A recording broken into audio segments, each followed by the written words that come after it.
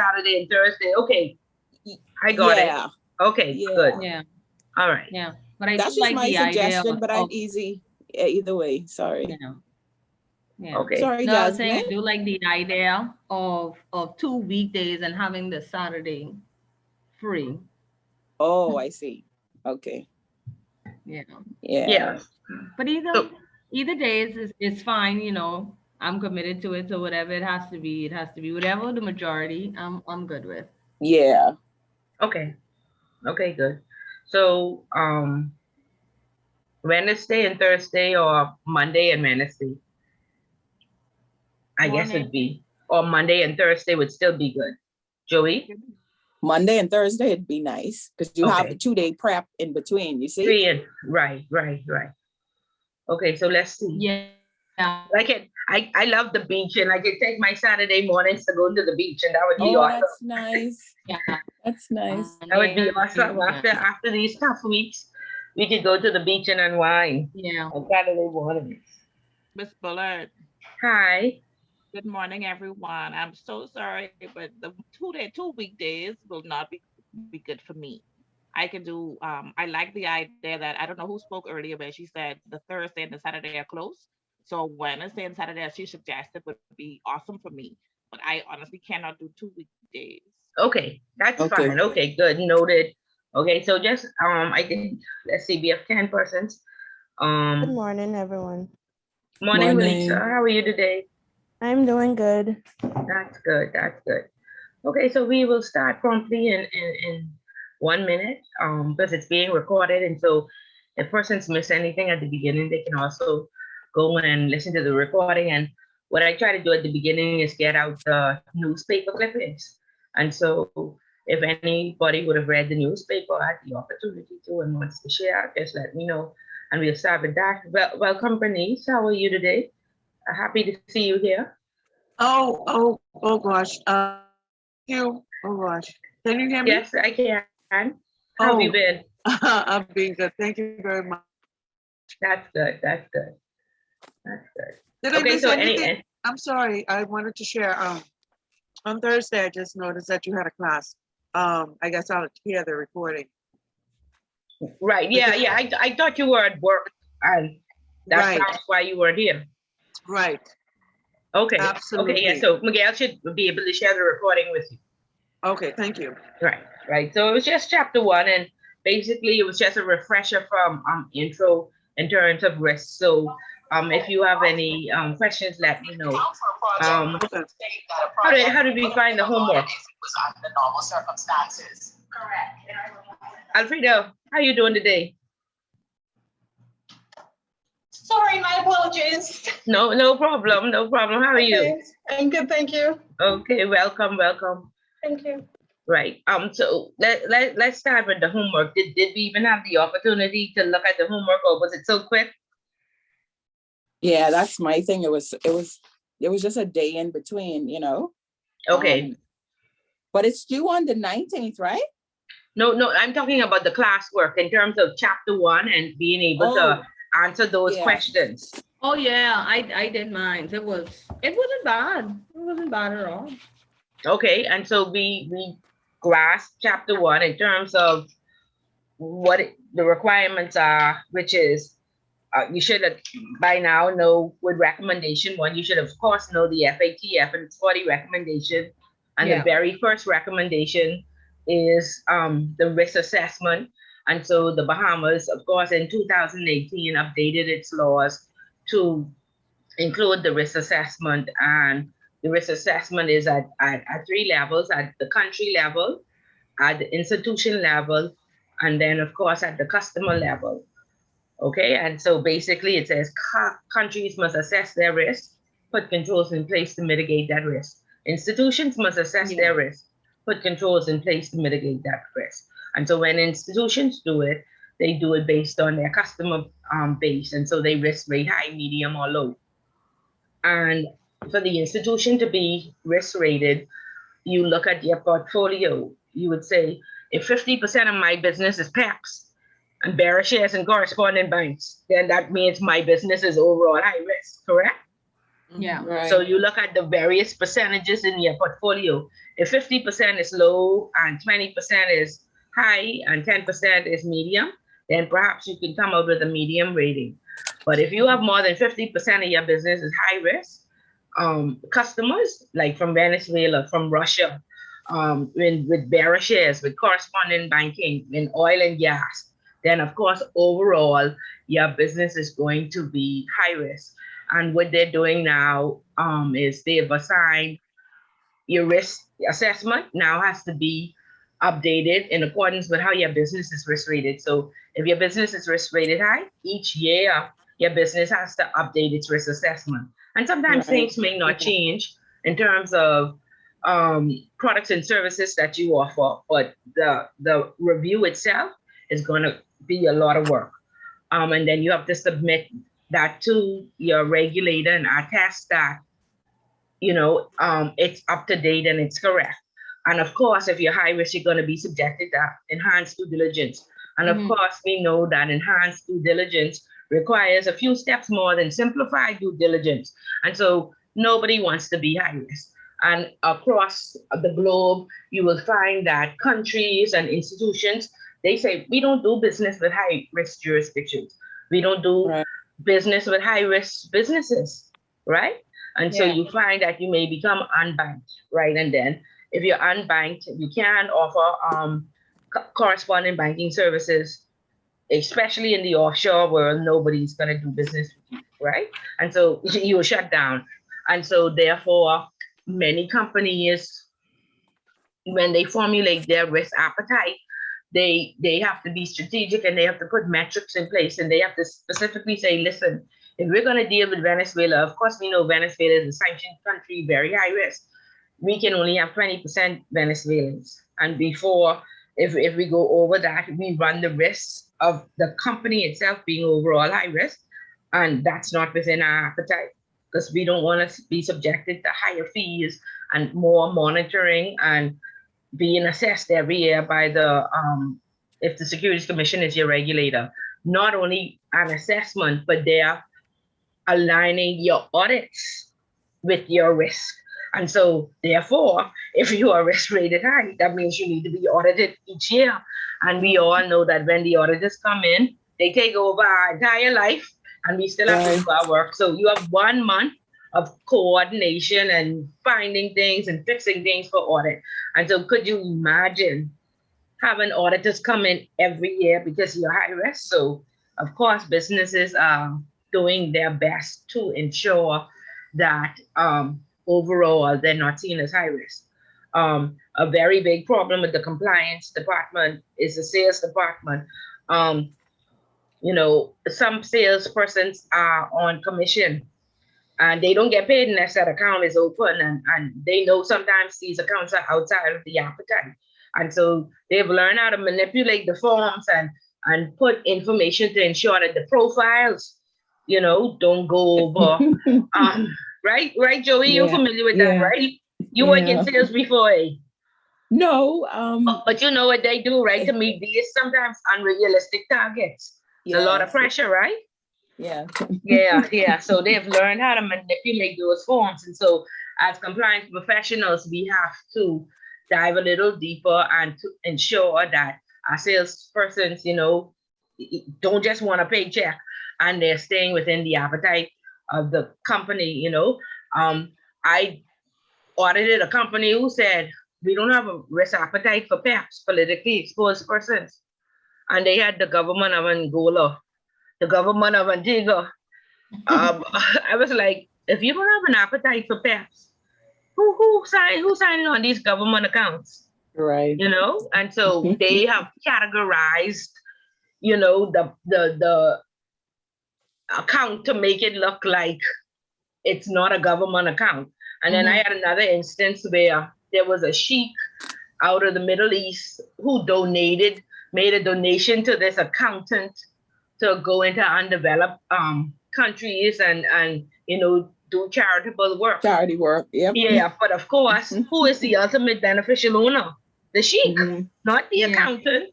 So and he has a whole country under his belt. So you have to look out for those things, and you have to ensure that what you have on paper is in line with what you're doing. And a lot of times, none of us even know what we have on paper, right? Because we don't read, Yeah. right? And that policy too check.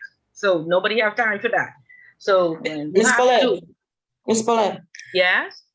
is the risk based on the percentage of your clients, or is it based on the assets, or both? Like, let's say you may have PEPs as 10%, but they hold 30% or 40% of your assets, of the bank's assets. So Yeah, not the bank's assets, but the bank holds 30 or 40% of PEP's assets. Yeah, I understand. So normally they base it on the assets. Normally they base it on the assets under administration. Okay. Yeah, yeah. But again, the regulators, what I've seen is they have been saying, prove to us that you are not high risk. And that's how they send out their surveys. After you look at the countries and the percentages and then the AUMs, then it's difficult to prove that your business overall is not high risk. But yeah, they base it on the AUM. It always ties back to the money. Right? Yeah, it always ties back to the money. Yeah. Okay. So just so you have an idea of risks and what is required, and of course, we talked about the FATF style bodies, and we know that the FATF promotes the implementation of the recommendations, and they come around and check, and we know that the Bahamas was deficient in those 22, and we saw the mutual evaluation agreement, and that's where we pulled out what was deficient. And of course, right off the bat, recommendation 1 was deficient, right? And in 2019, we talked about how the regulators enforced, right down to the gaming board, enforced that Island Luck had to complete a risk assessment, Chances had to complete a risk assessment. All of these persons these institutions had to have a MLRO on staff. Omni, all the money services businesses, all the credit unions, who perhaps had a person in position part-time, not really dealing with compliance. So it was a major change just off of recommendation 1 and implementing it. And of course, we know those institutions who did not produce that risk assessment got heavy fines, right? And so with the FAT, sorry, I was gonna say, like, places like the number houses, right? You just go there and you deposit monies, and they don't ask, where is it coming from or whatever. Because now that the commercial banks tax so heavily in terms of how much your account ought to have in it, people use Island Luck and those places to store their monies now, right? Or to send monies to family and friends, but there's no where's it coming from, or Okay, so the thing about it is that they have an entire risk department and an entire compliance department. All of them, like I say, all of them showed up in intro and intermediate and ICA from 2008. So they are just getting their feet wet. The bank has been going through this from 2020, and then general insurance just in 2021 have been mandated to accept KYC. So at the larger ones like Island Luck, they do have a form that creates a profile, and they actually get a prompt if you deposit money outside of your profile. And so that's really how it works. When you go in, you say, I'm going to deposit $1,000 a month. They are supposed to cooperate it. I don't think they were to the place where they did cooperation, because they don't ask you for a job letter. But now you see, when you go to the banks, they ask you to bring a job letter to open up the account, because they need to know, do you make $1,000 a week, Dean, to be able to bring the style in, right? And so they're growing, and I guess their policies and procedures are not as stringent as the bank, but as they learn and have experiences, and they leverage off the banks and the securities commissions that have been doing this for 20 years, that you're going to see their processes are more streamlined towards we need to now corroborate where this money is coming from. Or Right. perhaps they have a limit. You know, if you say you're doing $1,000 a week, then they want your job letter. You know, Okay. so it's growing. Okay. It's growing. Yeah. Yeah. Okay. So one of the problems, what we had with the FATF was that, you know, we are a much smaller country. It costs a lot of money to put these policies and procedures in place.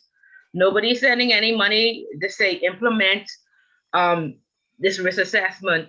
Make sure that you hire persons in the analytics department. The central bank did not have it prior to 2018. At least it was, they probably had one person, and I think they have about 14 persons to man the banks, the money services businesses, and the credit unions. And so they had to hire, they had to put systems in place, they have to train every year. And so that costs a lot of money.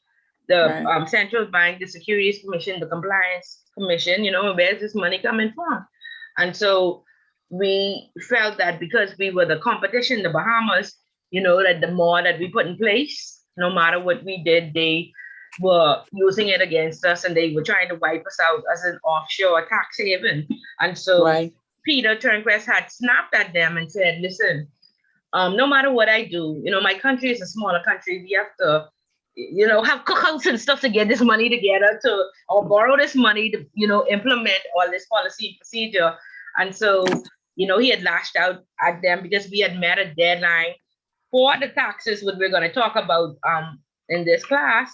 And apparently they said they have two bodies, whereas there's a technical team and there's a team that blacklists. And the deliverables go to the technical team, and he had gotten all the deliverables to the technical team. I think he hadn't until, this was in 2018, he had until December. And in May of 2019, I think, or 2018, they had still blacklisted us. So he had lashed out at them and said, no matter what we do, you are going to blacklist us. So it makes no sense, you know. And of course, when we're blacklisted, we suffer reputational risk. And during that window, whilst we're blacklisted, you would find that if you need to open accounts with like a Morgan Stanley or Wells Fargo, they say, no, we don't do business in the Bahamas because you're too high risk. And I always tell the story about trying to move our trading desk from Switzerland. We have the traders in Bahamas. The trading desk sits in Switzerland. We pay $100,000 a year just for them to maintain the desk, and they're here. And so we said, you know, of course, during the pandemic, we wanted to, or even before the pandemic, we wanted to move our trading desk to Nassau to avoid just paying that $100,000, but we needed to open an account with Morgan Stanley. And when we went there, they basically said they don't do business with high-risk countries. And we said, but we're not high risk. We said we're medium high. And we went to the Basel Committee site and we showed them, and they said, listen, that rating has been from 214. Okay, unless you could show us a 219 rating, we will not do business with you. Morning, can't get my mic unmuted. Okay, who's that? McDonald. Okay. I don't know if I can unmute. Can anybody else try to see if they can unmute their mics and see if it's just McDonald? Yeah, Bernice. Yeah, McDonald. Sorry? I said I'm able to unmute mine. I'm able to unmute. Yeah, so McDonald, that's an issue on your end. Everybody else is able to unmute. Okay, yes, thank you. Yeah, so yeah, we went to New York trying to open this account with Morgan Stanley, and they said, you know, unless you could give us an up-to-date rating, we cannot open this account for you. So that's the net effect of what happens when the country overall risk rating is outdated and not up to date. So of course, on that update sheet that I sent you all, they had promised that the risk rating would have been completed in March of 2021. Now, when March of 2021 came around, of course, me and the class, we were looking out for updates in the newspaper to find out exactly where we were. And we didn't see anything. So I'm just hoping that they would have submitted this information, because today the trading desk is still paying that $100,000. And the minute we can get a rating, a current rating, we are going to approach Morgan Stanley again, and they hopefully will our rating will not be high overall because we'll have to fall off the cliff if that happens. But the governor has implemented some, like I told you all about the sand dollar. Yeah, he has put the sand dollar and other initiatives in place to ensure that overall we're not risk rated high.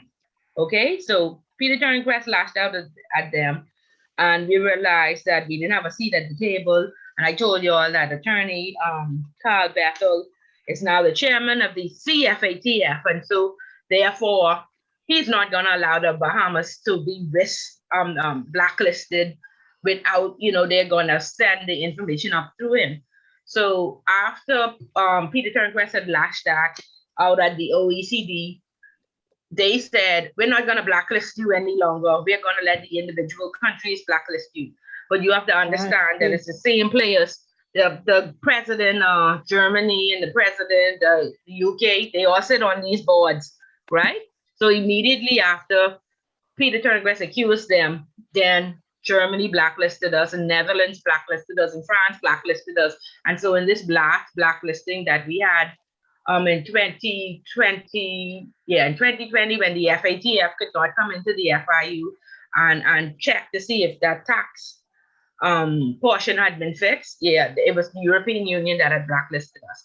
So this is why Carl Bethel is the chairman now, and he'll ensure that none of these countries can blacklist us without us knowing and proving that there's no reason we should be blacklisted. Okay. So sorry, just so that I understand, if we are blacklisted, it means that other countries will find it difficult to do business with us, right? Right. And it means that our borrowing power is lessened, for lack of a better term. Yes, and they can basically say they now have to complete enhanced due diligence on us, and so our interest rate will go up, and any other service fees and charges will go up. Okay, so it'll be a tremendous hit on our financial sector. Of course, and then you will find that if we're blacklisted for a very long time, you will see during that period, investors can come in, and some investors may pull up. I understand. Okay. Yeah, because when we monitor at the company where I used to work, when we monitor for high, medium, or low, when we're doing the annual reviews, when we had a customer that went from medium to high or from low to high, it cost them $5,000. Wow. And their fees increased by $5,000. And that was dependent on how many persons were on the account. Because my company, first of all, charged $1,000 if you were high risk because of the enhanced due diligence that had to be carried out. And then there was a report that we had to complete on each of the clients. It's called a Proximal Report. And so if you had 3 persons on that account, we had to pay $50 and $100 times 3. And what Proximal does is an outsourced investigative company that is, attached to Interpol, and they go into your country and they do a full investigation on you and your family. So, so that's why it increased. So, persons sometimes when we said, you were falling into the high risk category, they just closed out the account because they weren't about to pay the extra fees. So you lose a lot of business when you become high risk. Yes, go ahead. Hi, I got the mic unmuted. I was gonna ask you about the churches and the risk assessment. Were they able to did they have them to do that, or were they fined, the churches? You mean the nonprofits, like Bishop Lawrence Road? Yeah.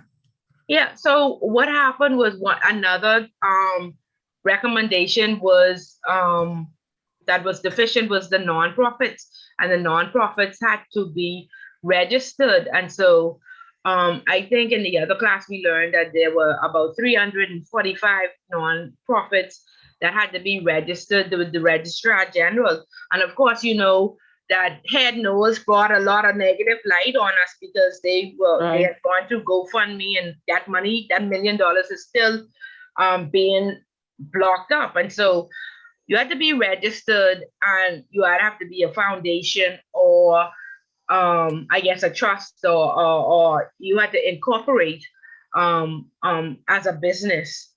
And we learned from terrorist financing that a lot of money in the Middle East is filtered through the churches. And so let's look at Bishop Lawrence rule. If a terrorist was to approach him and say, I give you $5 million, you can take 4 million and feed the people and give me 1 million back. Would he know the difference? And so innocent. It's so innocently, right? Would he be on his knees saying, thank you, Jesus, the wicked is stored for the righteous, right? He would be praying, but he would have good intent. But somebody he could be easily taken advantage of.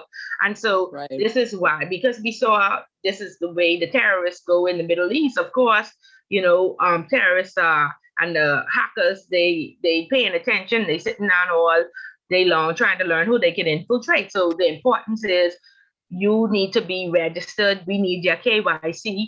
We need to find out exactly who these persons are, and people making deposits or donations, you need to keep a record.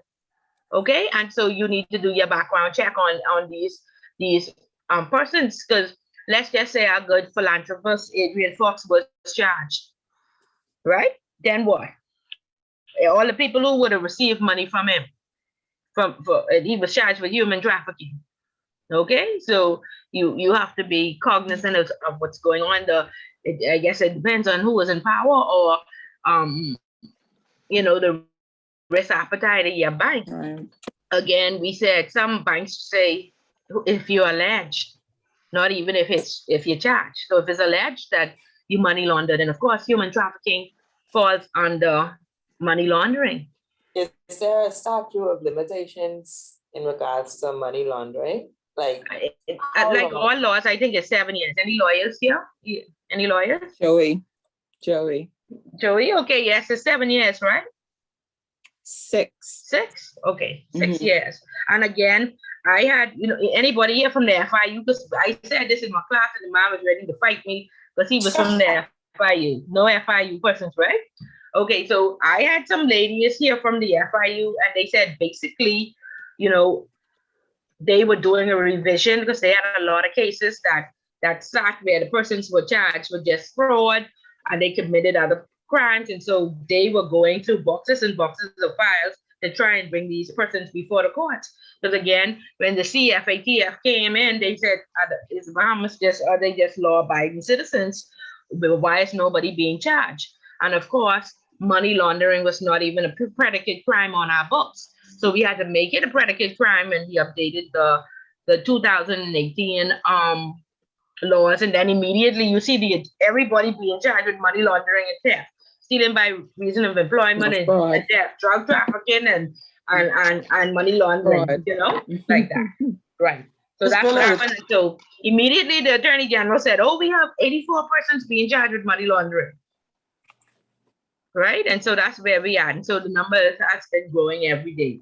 So if Adrian Fox was charged with human trafficking, he would have been charged with human trafficking and money laundering. Yeah. Ms. Bullard. Yeah. Hi. I was wondering, when I was reading the information that you sent us and the fact that we're on the gray list, the very fact that we were asking for a virtual to be approved or get off the gray list. How is it that wasn't taken under recommendation, or how did we know that we had the option of a virtual on-site or virtual instead of an on-site visit due to COVID? Well, they were supposed to come in May of 2020. They couldn't come in because of COVID, right? So they didn't come in. So that, yeah, they didn't come in. And that the EU still put us on the blacklist? How is that possible? But let me tell you what happened. It's a little bit of a conundrum. We had updated our tax laws, right? The EU is concerned because, we learned that it's the UN, the OECD, the IMF, and what have you, and the Basel Committee, all these various bodies.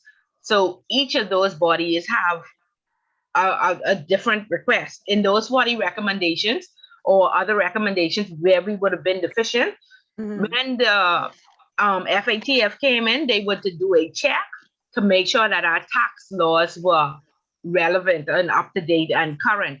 And what happened was that I don't know if we meant to do this, But when they updated the tax laws, they said that you could be charged with money laundering and tax evasion if you defraud VAT and customs.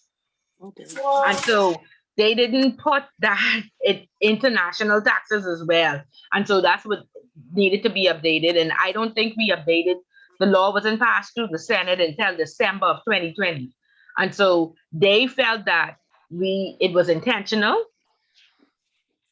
You know what I mean? Because we wanted to give, we were offshore tax haven.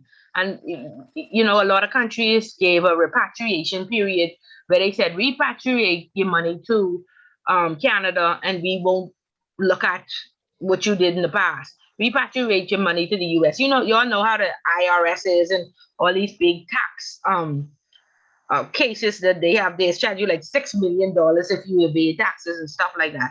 And so with it not being a predicate crime on our books, it would have a loophole in the system, and that's how a lot of our cases, that's how Lucille and Wayne Monroe have become very popular by the loopholes in our law, right? They went on the technicalities. And so that was a technicality, whereas if somebody had their money in the Bahamas and they was taxed, evading the tax in Germany, they wouldn't have get charged if they had the right lawyer. Right? And so we fixed that. To me, that was just buying some more time for some probably big boys who needed to move their money around or make sure their money is managed so they're not reportable. But to me, we that was intentional. And so by now, I think they know when we are intentional or not. So yeah. So anyway, we fixed that. But that's why they blacklisted, to put that pressure on us. But they couldn't come. And because of COVID, they then decided that all of these countries around the world, they still have to be assessed. So let's offer virtual meetings. So that was their new policy where they said virtual. And of course, if you have 195 countries, that has to be scheduled. And so I guess the countries that had say 40 of the 40 recommendations, because there was countries that had a lot of recommendations to be updated and they had not put it in place because, again, it's the net effect. Bishop, those were going to be charged. Bishop Lawrence Rule, those were going to be charged $10,000 for feeding the people. It's a pandemic.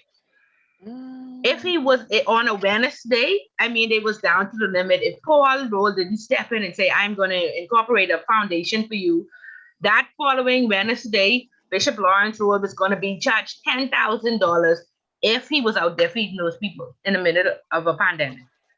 Now, how? But again, we're being internationally watched. We had to do it to show that the law is effective and it's in place, because we have put a lot of laws in place, but we have not enforced it. Okay? And that's what all these analytics departments are about, enforcement. So tell me who was going to go, what Bahamian was going to go down there and say, Bishop, these people have to come off this line or you have to pay $10,000. Who was going to do it? He was to come off the line though. Oh, it's a pandemic. The people need to eat. But so that's the net effect of that law. Yeah. So again, like I said, McDonald's for protection, because the terrorists see them as, opportunities to filter money through them. They have to be registered. They have to, it's a certain level of documentation when these persons making these deposits. You have to record who they are, and you have to channel it through the financial institution to ensure that these people aren't money laundering through your charity. Okay, and that's what it's all about. And like I said, especially because head knows GoFundMe is American or Canadian. And I think when Leah had gone over there, she had not gotten her US papers straight as yet, or her citizenship straight as yet. And they attracted a lot of attention because for Hurricane Joaquin, they had collected $1 million. And now you see there's all sorts of controversy coming out of, and GoFundMe is still holding that money. And we done had 2 hurricanes where it was worse than Joaquin. So all of that put pressure to say, register these people. and ensure that they're not breaking the law, because GoFundMe wants to ensure that the IRS collects their tax. And so it just looks like you let these behemoths come in and try to defraud the system again. You know, so that's the problem with that. Okay, McDonald, that answers your question? Yes, because it Yeah. seems it's easy. Like, I mean, the church can get away, but it's so easy because Right. I guess it's the church. Right. And like I said, all across the Middle East, they're taking advantage of. And like I say, we know how our Bishop Lawrence Wood, we know he has a very good heart and he's a very diligent worker, but he may not be the brightest. And of course, he just be saying, God send this money and thank God and everything, and being used as to facilitate terrorism and not even knowing. Right? So we gotta educate them, and through that foundation, there's certain criteria that has to be met. Yeah. Yeah. Okay. And for protection of him and the church and the people. Right? Okay, so any more questions coming out? So 100% we know that the Bahamas updated all these laws. The terrorism acts were deficient. The NPOs, they were deficient. All of them had to be updated in BC. Like I said, everybody had to be registered. We know the risk assessment is being enforced. If you didn't put it in place, $5,000 a day. Now you have to be audited in relation with your risk assessment. So nobody wants to be audited every year. So everybody's trying to be medium or low. But again, the regulators do not want you to manipulate the system to try and be low or medium. And again, like I say, I audited somewhere where they say we have no PEPs and 4 PEPs go on the books. They say we don't deal with bearer shares. They had 10 bearer share, and so at the end of that audit, we said, listen, you have to categorize these accounts properly. We are following what your policy says. You need to read your policy. And if your policy says you have no appetite for PEP, you can't have 4 PEPs on your book. And so they got a lot of notes and they almost got shut down, but your policy must be in line with what you're doing. Because when audit comes in and when the regulators come in, that's what they do. They read the policy and then they check, see what you're doing. And a lot of times you don't even know your policy says if it's alleged, this is an undesirable account and we don't want it on our books. If your policy says that, if persons are alleged to commit crimes or being charged, then you have to arrest them or file an SDR or do something. Yeah. But your policy can't say one thing and you saying, oh, we can see what happened in the Shane Gibson case and he was acquitted. No, your policy said if it's alleged that he had anything to do with money laundering, that's an undesirable account. Okay, so you have to start reading these policies and following what it says or updating the policy. Some of our policies say 2003. Right? And the laws done changed like 4 times since then. So that's another problem and issue. The forms are outdated. They are quoting the old laws and the policy is outdated. We don't have the current policy. So, and then where we do have the current policy, nobody knows it because it's too thick and nobody have time to read it. So it's a few things that we need to do to be, have awareness and not get these audit notes. Because when you get too many audit notes, we start to say, let us see the CVs. Let's see Alton and Bernice and Scott and Dean CVs. Let's see if sufficient education and sufficient experience in this department, because something is wrong. Okay? And sometimes that meant somebody had to go. Or you need somebody, or we say you have 2 years to complete the compliance. You can't work in the compliance department and don't have the ICA designation, or at least be an intro and intermediate on your way. You can't, we had a whole finance department and not one CPA. Wow. Yeah. So wow. There's a lot, you'll be surprised. You'll be surprised if these companies do the cut cost. Okay, you offering trust services, nobody has STEP. Or that person who left had STEP and we only had the junior person there. No, you have to hire somebody. That's one of the controls. Yeah. That's one of the controls, that we offer trust services and we have a STEP qualified person here. or we have somebody who worked in the trust department for 10 years. But you can't have no experience or no education. You find that a lot of these departments that have all these issues have, you know, a deficit in, like I say, education versus experience. I You'd think be it's more surprised. so the companies don't want to pay, you know, 'cause Right, so right, many and that's the next qualified thing. people are out there. Right. The other day, for our SWIFT department, we found that only one person had their Series 7. And so the central bank said, we are forwarding this to the Securities Commission because the central bank had asked for their CBs for some reason, even though the securities part is regulated by the Securities Commission, we have dual regulation. And they said, we're going to have to let the Securities Commission know that only one person has their Series 7. And then they said, what are their salaries? And when they came back, they said, oh, these salaries are below standard. We're going to have to call the labor board. Wow. Yeah, so they on it. Which department this was for that? This was the securities, the traders. Okay. Yeah, the traders. We were very surprised that they had asked for. This was the central bank, but what has happened now is that they have like they are working together. So if one regulator comes in, they are going to ask questions on behalf. If you have dual regulations or dual regulators, like we have the central bank and the Securities Commission, the Securities Commission won't come in. They will send their questions and concerns to the central bank, and the central bank will, whilst they're in doing their audit, ask on their behalf. And that's exactly what they did.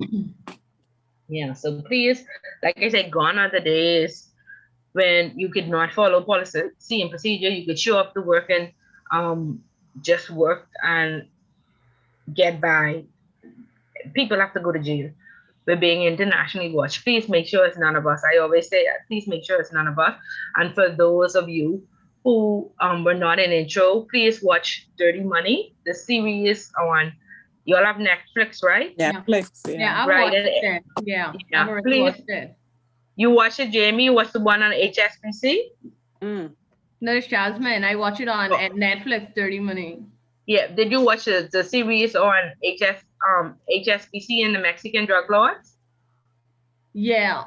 Right. Okay. Yeah, I good. saw that one. Yeah. Right. So awareness. So for the rest of you who have not watched that, please watch that, and one day we can discuss. You know, and that could happen to any one of us. So again, that's for awareness. And always remember, because a lot of times people see compliance as the police. And we get very passionate about when these companies break the law or they are not being compliant. But watch that so you could, you know, have a bit of peace of mind. You go to work, you show up every day, you do your best, and you advise. Compliance makes no decisions. You advise the business then decides. Sometimes you will find that if the business is outside of your appetite, you may need to leave. Okay, and that's why I always encourage.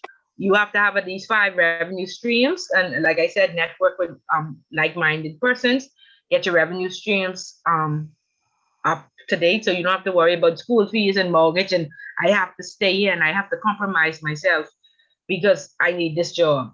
No, if they are outside of your appetite, have something else to fall back on. And the pandemic taught us what was essential.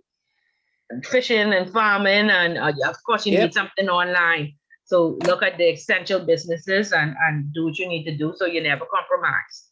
Okay, but Dirty Money will give you some insight on what could possibly happen. You can eliminate risks, or you can mitigate risk. You cannot eliminate it. So always remember that, and you'll be okay. Okay. So if there are no, we understand how to answer the classwork, and of course, chapter 2 talks about taxes.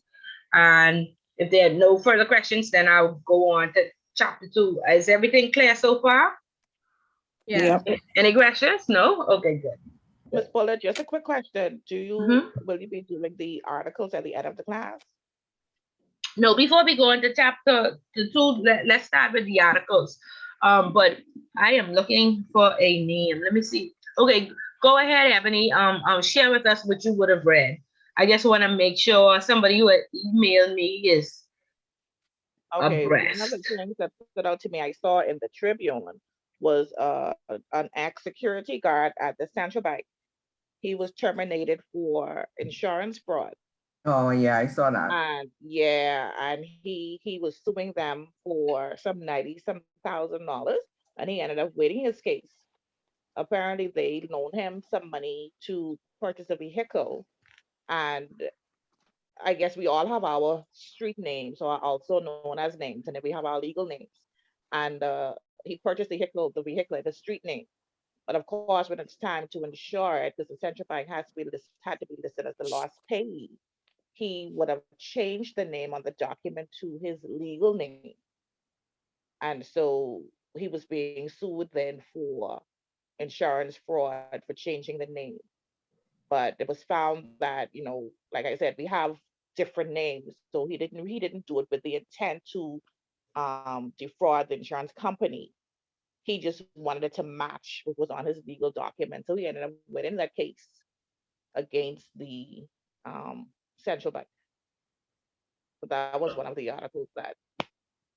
Oh wow! So Yeah. the insurance company didn't ask the ID. Like, how was That's he what I able was gonna to? say. Yeah, how was he able to purchase it? How was he able Which to street insure name? Like, the street I don't name? understand. You could just purchase a vehicle from a friend.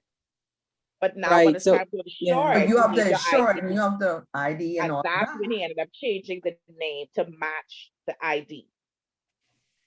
Okay, and I know just in 2021, general insurance now requires that they get KYC. Yeah. Prior to that, they would get a driver's license, but there was no requirement by law to get KYC.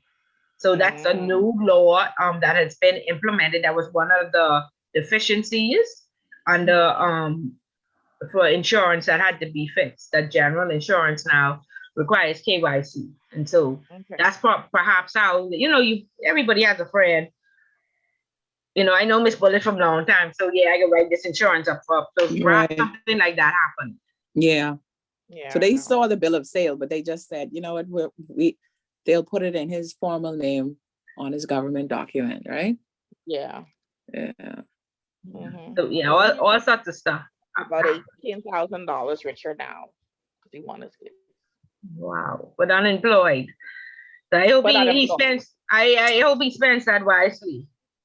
Okay. Buy another car, watch. Right. Okay. Anybody read the article about Shane Gibson and the police officer or no? I didn't get a chance. I wanted to read. No, I didn't get a chance. Oh, okay. Hopefully, they have more news about that next week. Okay. Anybody else wants to share? I know they went. Sorry. Sorry, go ahead. Oh, no, I know Miss B. I know they went to court on Thursday past, and I know the officer was demoted apparently, and that's all I can recall. She was sent on leave. Okay, and I'm wondering, I'm like I said, from you heard that testimony, and she said that on the start. I mean, it was appalling to even hear that a senior officer would say, "Come and fix your story. It don't match." That was crazy. So I don't even know, and I'm surprised that under the PLP, she is demoted, because I would have thought that would have been in favor of the PLP, her saying that. I mean, what are your thoughts? Ms. Bullock, can you actually update us to the whole scenario? Okay, so it's the Shane Gibson case where he has been acquitted already. However, the officer in charge who took the statements during the trial, she testified that the two witnesses, their statements did not match. So she called them in and told them that their statements don't match and they need to fix it. And she gave them the opportunity to fix it. So I would think that was the determining factor as to why Shane Gibson was acquitted, because that's fraud. You can't. These were the witnesses against or for Shane? It was that was the for prosecution Shane. Witnesses. Okay. No, the prosecutor's witnesses. Yeah, but that's still fraud, no matter whose witnesses yeah, it was. If the police officer who taking the statements saying that you must come and fix your story because it don't match, I would think that would be for Shane Gibson, not against him. No, it's for, because the police officer takes the statement in order to assist with the Attorney General's case against the defendant. So Right. those persons went in to assist the government's case against Shane Gibson, which meant that if those stories were not corroborated or enticed, if the officer did not entice the witnesses, then the government would not have had a case. They would not have had evidence. So she coached them.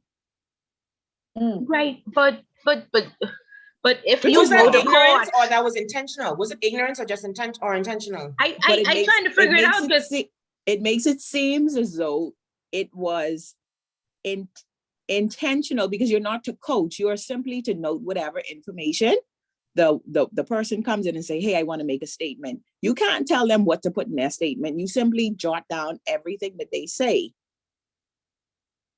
But she says, no, you say that it happened on a night, and he says it happened on the day. The two of y'all story has to match. You don't ever tell someone that. Whatever And I say is the story is what you should note it to be. But even if you tell somebody that, do you go to court and say, I told them to make the story match? Now, Oh, come on. No. See, Who what does happens that? now? What happens now when his attorney is cross-examining the police officer, that information came out because he wants to understand how is it that these stories are exactly alike. And then they would say, oh, well, Inspector so-and-so tell me to say so-and-so. So when he called Inspector so-and-so on the stand, she will say, well, yeah, I tell them to change it. She's not thinking that, it's going to work against them, but it's his attorney's job to defend his case and to break down the prosecution's case. So that's why it came out. Yeah, but then nobody does that. Of course, that was forcing. That again, the case is now over. There's no case because you committed a fraud. You tried to manipulate the story. So there's no case and there's no longer evidence. The evidence has been tampered with. So there's no case against Shane. But why did it take so long? Go ahead. Sorry. No, I'm saying I agree, and that is why she has been sent on leave. But why didn't the F&M send her on leave? That's what I cannot understand. If you did some manipulation and some fraud, how is it that the PLP, who you just help out? No, listen. Who you just help with this story, sending you on leave? How that happened? I don't understand. The F&M would not put her on leave because at the time when the case was brought, it was brought under the Attorney General, who is an F&M, right? Mm-hmm. So the F&M brought the case so that they potentially get a conviction and send Gibson to jail. Mm-hmm. Now that the Attorney General or the government has lost the case, there's a new appointment of a Attorney General who is a PLP. Mm-hmm. And so they are sifting through files. And now bringing new causes. That's why it's all coming to light. Because of course, Shane Gibson is speaking to Brave Davis saying, listen, I don't like how the F&M government handled me. Yeah, Shane, we can look into it and see what we could do for you. That's always how it works. But she just helped them. What I'm saying is she just helped them out. And now they demote her. Yeah. And okay, so good for her, because I was appalled and something needed to be done, especially since she was a senior officer.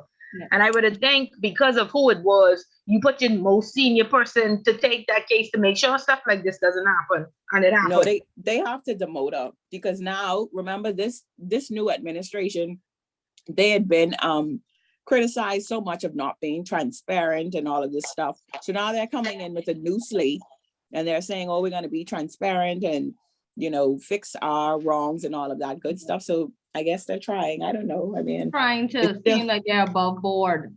Right. And so it's new. They're only 2 months old. Yeah.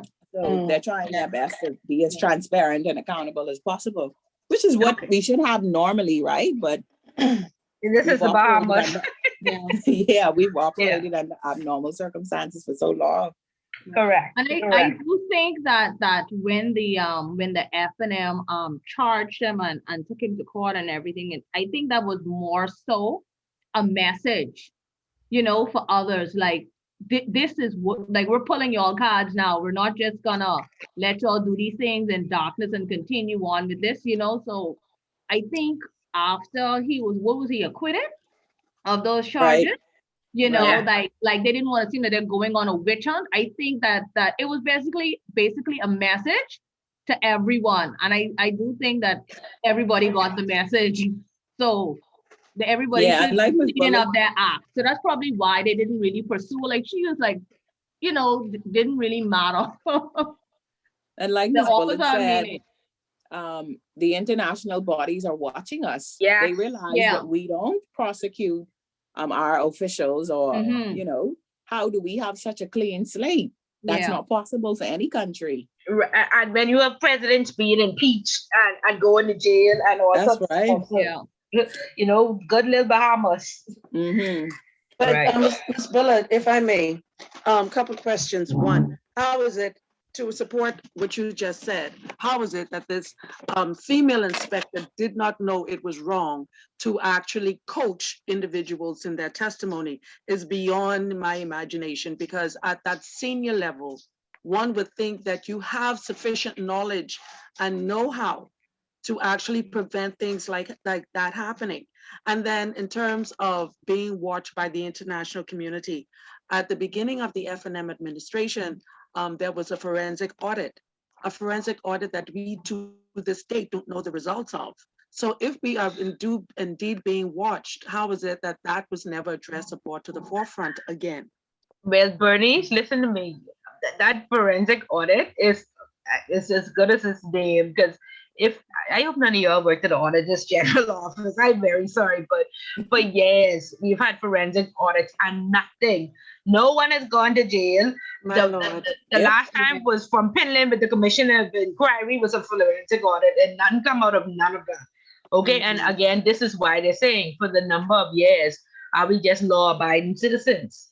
So the auditors general has somebody tell me the audit up to the roof. Okay, and they pay 400,000. Mr. Bain's office used to be right downstairs at the institute. He's the PLP. When they say we needed to be external, you know, he does the audits. He's made $400,000-$500,000. He'd be very happy when, you know, the PLP empowered to do these forensic audits. Nothing comes out of it. Okay, but now gone are the days when all of this is supposed to be happening, and so let's just see. So we made the first stride in bringing them before the courts. Nobody is going to jail. Let's see if somebody will actually make it, because somebody been taking all this money, $10 million missing from PHA, 600,000 from the post office, 6 million from road traffic. The money didn't just walk out the door. And Yep. even if it did, somebody was negligent and somebody needs to be held accountable. If you are the minister and $10 million is missing from your ministry and nobody goes to jail, you need to go to jail. That's the people's money, it's not yours. Yeah. So all those forensic audits show who was doing this stuff or who was responsible, and nobody going to jail. The people money just missing over and over, correct? What about the $1 billion Prime Minister Davis said was missing? Okay, The well, $1 billion. $1 billion. Well, when they prove it, somebody needs to be held accountable. But Yeah, it's that's not money. that it's missing and nobody goes to jail. Prove somebody has been negligent or the minister is responsible for his ministry. That's how I see it. And that's how it is in every other country. No, The it money wasn't just that don't went walk out the missing. door.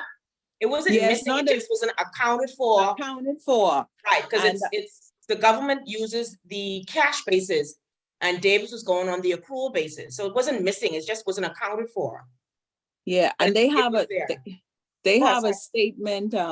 Sorry, Patricia. They have a statement in yesterday's paper that but he is now a member of Parliament, Kwesi Thompson, made to say that the law as it is now says that the government is not required to disclose any unpaid bills or invoices.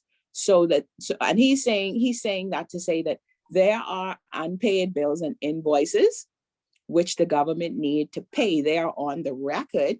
And so that would substantiate why there is the $1 billion difference, because those bills and invoices have not yet been paid. And so he's saying that Prime Minister Davis was not transparent with the Bahamian people, because he very well could have said, there's a $1 billion difference. However, there are invoices and bills which we need to go through, which should explain the $1 billion. But of course, they're still in the political realm. And so they're, again, this is why you must read, you must be knowledgeable, you must know who said what, and don't just run with the first statement that says, right. Don't let these people prove that this is, don't let them jerry you up and say, where the black money going, no, prove. And not only that, not only that, that was such a reckless statement to make, because on the international scale, what are we telling these international groups and lenders and organizations? That the Bahamas have $1 billion that y'all gone missing, but y'all ain't prosecuting nobody in the courts for fraud or money laundering. Or, I mean, and I was so reckless to say, but what it did is it geared up the Bahamian public to think that the FNM has not been transparent, or that, they have been fraudulent themselves. That's a huge thing to say. Yeah. Because $1 billion ain't $1 billion ain't 100 million. That's plenty money. Exactly. Yeah. So like I said, know the facts. And I always say what we need in this Bahama land is we need lobbyists. We need people to fact check. We need people that hold these politicians accountable. We need people like Faisal, who came out and said, come on, this isn't, follow up these statements to ensure that we had not just get up that persons know the truth and the fact. But in the absence of lobbyists, we have very callous and careless statements being thrown out there, and it can stain us internationally as well. So good. So some of you, I hope, like I said, you go all the way through. Your country needs you. We're here to develop future leaders, and I really hope some of you go on. And I do have somebody who was in the class about 2 semesters ago. I saw her poster out on the, she was on the one of those tickets, and I was very, very happy to see her out there campaigning and trying to make a difference. So I was very pleased. So, each good person needs 3 strong people around them to, somebody has to be in the limelight, and then somebody has to do the legwork. And, if you get 3 strong persons in your network to help push you, you can do this. Okay. We need some persons out there who are educated and who have integrity and who will, follow the law. Okay. Ms. Bullitt, in terms of actually having a lobbyist to actually hold people's feet to the fire, I guess the drawback on that notion is that victimization is very prominent in this country. So in the event that you actually say that you're speaking up for the rights of the poor, you're going to be looked at or jailed, or somebody from the other political regime is going to be targeting you, or in some measure, just to keep you quiet. Yeah, but Bernice, we don't live in perfect, so you have to be able to, be ready to face this adversary whenever you doing something right. Okay, so what's his name? Reynard. I can't remember the last name. Reynard Rigby started it, then he joined the political realm. Right. Lincoln being started, then now we have a whole party. He needs persons who are not going to cross the line and build. There's 39 seats. Build 39 people strong who are just going to advocate for the people, who are going to hold their feet to the fire, who is not trying to become the government. Okay, and after you're well established, you don't go let's go advocate for something for 6 months and now I join in the party that I was advocating against. Okay. You don't do that. I agree. Yeah, so that's what I mean. Establish yourself, bring the issues to the forefront, bring the facts to the forefront, and then give the opportunity to the government to make a change and do better. And when they don't, you should have 39 persons strong who have been lobbying for at least 5 years, who are only getting in position to make a difference and to make a change. Okay? Reynard Henfield, sorry, I said Reynard Rigby. It's Reynard Bernard Henfield. Yeah, Henfield. Yeah, yeah, yeah. So, but you all know who I mean. Yeah. So you can't just cross the line immediately. You do one match, and now you join in the party who's matching again. Come on. Don't, That was a don't strong forget march, though. That was a strong march. Omar Archer as well. Yeah. So Ms. Bullard, Yes. hi, Ms. Bullard. Hi. Yeah, when I was going through the newspapers, what caught my attention is Michael Alpides pushing for this holistic approach to try and meet this 25% revenue to GDP, I guess to maintain the Moody standard. However, Moody think that it's unrealistic that they do this based on a tax basis alone. But reading through it, it looks like when I was going through chapter 2, that it's going to be tax-based. The sole thing, like this holistic approach, is going to be more or less tax-based. And why I reference it with chapter 2 is because I think it's going to be wealth tax, income tax, as well as value-added tax. So like we may be looking at the 3 of those things for the next 5 years. Right, but we have one of the lowest tax rates in the Caribbean, again, and then this makes us more competitive, and so it's twofold. How else do countries make money? Natural resources and taxation, and again, you all see what happened to our natural resources. So the only thing else we could do is we can untie them for some reason, and we're not like the people in Monaco getting $3,000 a month off natural resources. So the only other way is taxation. So I think they've exhausted trying to get this money from natural resources, and so how else are we going to keep the roads paved? We can't fix our immigration problem, and so the schools and the hospitals are overwhelmed, and so if you can't fix immigration, you can't fix natural resources, you have no other choice. The taxes is the only way for governments to make money. Okay, to stop borrowing, and like I said, I have no problem with taxes. If I could go to Princess Margaret and it's clean and I can be served within an hour, I have no problem at all. If I don't feel like my children are going to get killed if they go to government school, no problem at all. But these are the issues that we deal with. Does the money go where it ought to go? And it doesn't. And I always say that Canada is calling for persons. The more people you have to pay tax, the more stable your economy is. You actually need immigrants to help you build up your tax dollar. That's a strategy for governments around the world. But what happens in the Bahamas is we cannot control immigration. We are not taxing the foreigners. Cash and go lines are out the door. The money is being sent back out the country as far as it comes in. And then we allow immigrants to squat. You can't squat in Canada. No. And so what happens is you go to Canada and the government gets at least 50% of your salary, because taxes in Canada are between 15 to 35%. But you have to live, you have to pay rent, and you have to eat. And so 50 to 60% stays in Canada. And so that's why they're calling for immigrants. In the Bahamas, you could squat, you could thief electricity, and then you could go stand on cash and go line, and you could send the rest of the money back. Or to Jamaica. And so we have to fix those issues. We have to fix those issues. And this is why they're pushing. We can't keep borrowing. We can't keep operating in a deficit. We shouldn't be. Ms. Bullard, we understood that the aragonite industry is $1 trillion industry. $1 trillion. One family collects it. One family. And when Hubert Ingram was in power, he got himself straight.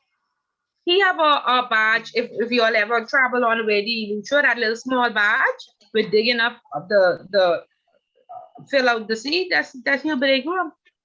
Wow. So he got himself straight. Wow. But nobody talks about that. So he getting a piece of the aragonite pie. And the wealth is not being filtered down to the people. No. Right. Of course not. Of course not. And why it tie up like this for years, I cannot understand. And I don't know what government can come in place and change this. That is locked. Yeah. The But I was, rollback on that was a good thing then, since they put VAT on certain medications and bread basket items. So instead of it being 12%, it'll be 10%, but everything that was VAT, well, allegedly VAT free, because you still have to pay VAT on your receipt. Yeah, but I don't agree with that. I don't, to me, I have to talk to an economist about that, because if the bread basket, they are bread basket items, because that's what the people in over the hill used to purchase the most, and could are most affordable. So they're moving from no percent to 10%. So essentially, they're giving us two. I don't get it. 8%. I don't know. I don't agree with that. But some places, like at the end of, well, after you don't pay theft, but when you get your receipt, you still paying VAT on you still paying 12% VAT on your like full receipt. So it's like you still was paying VAT on these bread basket items anyway, because after you don't go to the cashier to get your receipt, you paying 12% VAT on that. So it's like, okay. Yeah, I don't agree with that. And like I said, I have to talk to the economist to make sure my brain calculating it properly, but I don't see a savings. And again, that was another very callous statement that the PLP made, saying that they go waive VAT for 1 year. That's crazy, because again, international standard says by 2025, I think, or 2026, we must have it up to 15%. And so they can scale it back now, and we can pay triple in 2 years. That makes no sense. It's another set of borrowing. So I don't even know why he said that on the campaign trail, and now he cannot fulfill it, because he said there would be no VAT for a year. Taking 2% off and putting it on items that we don't have VAT on already. How is that saving us? How? And the electricity bill is going up. Okay, how? Yeah. So he is faulty on this promises there. I'm sorry. And again, internationally, I know they were appalled when he even suggested that with such a high deficit. Yeah. Okay, so that was another misstep. And like I say, whatever they give us now, we're going to pay double for in 2 years, because inflation, the cost of goods and services is going to be up, and we are going to pay for that. Yeah. Ms. Butler, I just want to make a comment on the aragonite situation. I did some intensive research on that, because like when Lincoln Bain brought it up, I was really bothered. Like, this is what's going on, and like, the first time you're just really hearing about it all was brought to the forefront. And it, for me, from what the research that I did, it is not as cut and dry, or as he made it seem, like in terms of when you doing excavation for the aragonite and so forth. Like, it's not that the income generating is not that high. It's actually when it's sold to the other countries, and it's actually made into, I think they use it to make plastic and glass and so forth, and other components are added to it that then concrete. Concrete. Every building, every block. Yeah, but the thing is, the aragonite itself, like when they sell it, I think, I can't remember what it's sold for, like a ton, but it's very, very little. And then the country gets what we get, like 2 cents or 5 cents, something like that. It's like $32 or something. And those other components are added to it. And what's her name? Candia Dames from the National Guardian. She did a wonderful write-up on it, a very in-depth write-up on it, because she interviewed the gentleman that actually owned the company that did the digging for it, and he was very open. He showed her all of the contracts and everything and so forth with it, and what his revenue was. And at that time, I mean, it was a few years ago, he was just breaking even. However, he saw the potential in it, because the aragonite is used for creating these biodegradable products, and that's the way the world is going now. But at that time, he wasn't bringing a profit. He was breaking even.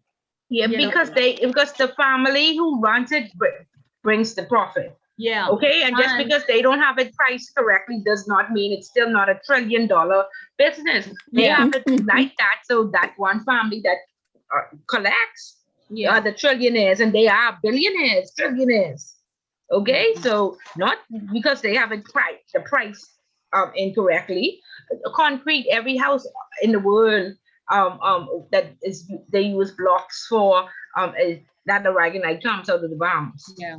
Okay, so don't worry about how the price structure is. Of course, we're not getting the money. Somebody is, though. Yeah. A very wealthy Bahamian family is getting Yeah, that but I know money. the country isn't getting the money. And Okay, in terms but of the they are getting contract, it, and they have that it structured that way to make it seem as if we shouldn't be getting it. No, it comes out of our water. The money, the price structure is just fixed that way. Yeah. Still And a the $1 trillion contract for that business. is every 25 years, a contract for that, and it's renewable every 25 years. So, with that particular gentleman, it's renewable every 25 years. Yeah, So but I can tell you, let's look at the Hawksbill Creek Agreement in Freeport, where the port pays no tax on this. People of Freeport have suffered for years. Yeah. They've been on a decline for years. And they, when the PLP was in power the last time, they renewed the Hawksbill Creek Agreement for another 99 years. What? Even though they see the people suffered for the last 99 years. Yes, they did. Oh, wow. Yep. Okay, let's get into taxes before we end up in a fight. Miss Bullet, This just will be a fight. one question before you go on the taxes. How will this particular family over the years get away with what they're getting away with? Isn't that corruption? Shouldn't they be brought up for corruption? Well, they have legal documents. No, because the people who are signing the 25-year contract should be brought up for corruption. Yeah. The people legit. These people they very smart. They have some of the best lawyers in the world. They legit. It's the government who's knowing that this no longer benefits the country and still signing on to it. I understand that it was in the best interest to get the country established. However, it no longer suits the purpose or where the country should be going. And so why would you sign on another 25 years? After you see the net effect of what happened to the people in Freeport, why would you sign for another 99 years? Why? Cut back. 99. Why? They get their pocket money. Yeah. Okay, so that's who is corrupt, and that's who should be going to jail. Yeah, true. Yeah, them people smart. If somebody sign now with Sabas and Frankie Wilson with all these buildings and stuff that they rent to the government, they trying to get them to sign for 99 years now. I think Sabas have some of these contracts up to 25 years, and if these people sign, why not? Why not? You should say no way. It's no way we could be paying you rent for 99 years or 25. 99 years. That's okay. Him and his children and grandchildren and okay. And when it expires, another 99 years. So that's who should go to jail. Wow. Yeah. I tell you, we have to build some future leaders, and like I say, and this is, I mean, Ms. Bullet has talked a lot, but I hate to sit down and talk and nothing happens. Okay? Yeah. We can talk for days. We can bring issues to life for days, but then we do nothing. And I hate these for the same thing. We just talk. Talk till I'm out tired. Because I think our hands are tied because it's the government. It's the higher ups who are aiding in all of this. We agree. And Martin Luther King had a dream. Okay? Yeah, that's how where we are at. Yeah, it's impossible. Yeah. It seems impossible. But all you have to do is have a dream and make a difference and have enough like-minded people around you, create the lobbyists, hold these people's feet to the fire. And then after you would have gotten experience, not just leave and join them in 6 months. Come on. Yeah, that's, it's crazy. What is wrong? Yeah, but it's crazy, but we can do it. We can do it. We can do it. It's very crazy, but we can do it. We can do it. Okay, good. Very, very provocative discussion, guys.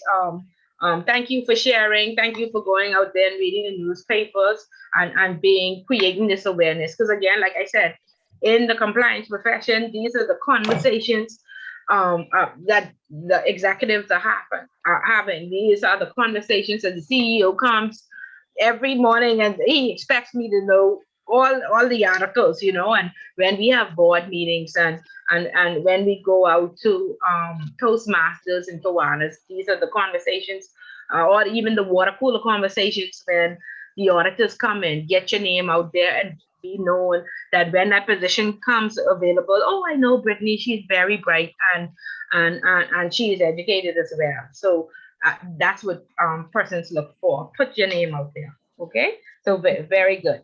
Very good. Okay. So hopefully, seeing from the conversation, most of you would have read chapter 2 and some of you would have worked with CRS and PACA. And so those terminology should be known to you.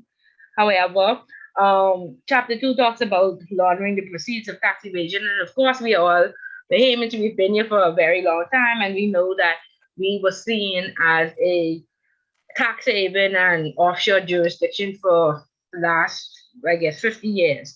And billions of dollars were made in the offshore world because simply, like I said earlier, taxes in Canada are between 15 and 35%, as well as in America, 15 to 35%.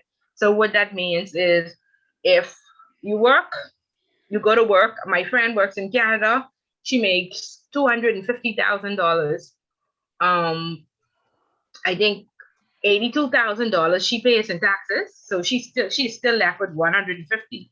So I was trying to tell her, she was like, she likes Canada. It's a bit cold, but you know, $82,000 goes to the government, you know, of our hard-earned money. And I said, you're still ahead because no job in Nassau paying $150,000. So you're still ahead, right? And so imagine if you have $10 million, what amount would be going to the government, okay? And so rich persons across the world, they hate insurance and they hate governments, and they simply hate governments because the money always missing. When you drive on the road, you're in potholes. You can't go to the hospital without spending overnight, and the hospital dirty, and the children can't go to a public school without fear of being killed. So this is why they feel like governments are thieves, and so they don't want their government. Sorry? They are thieves. I agree. Right? So governments are thieves, right? And so they're giving their $82,000 to the government to go live a lavish life and build a big house, right?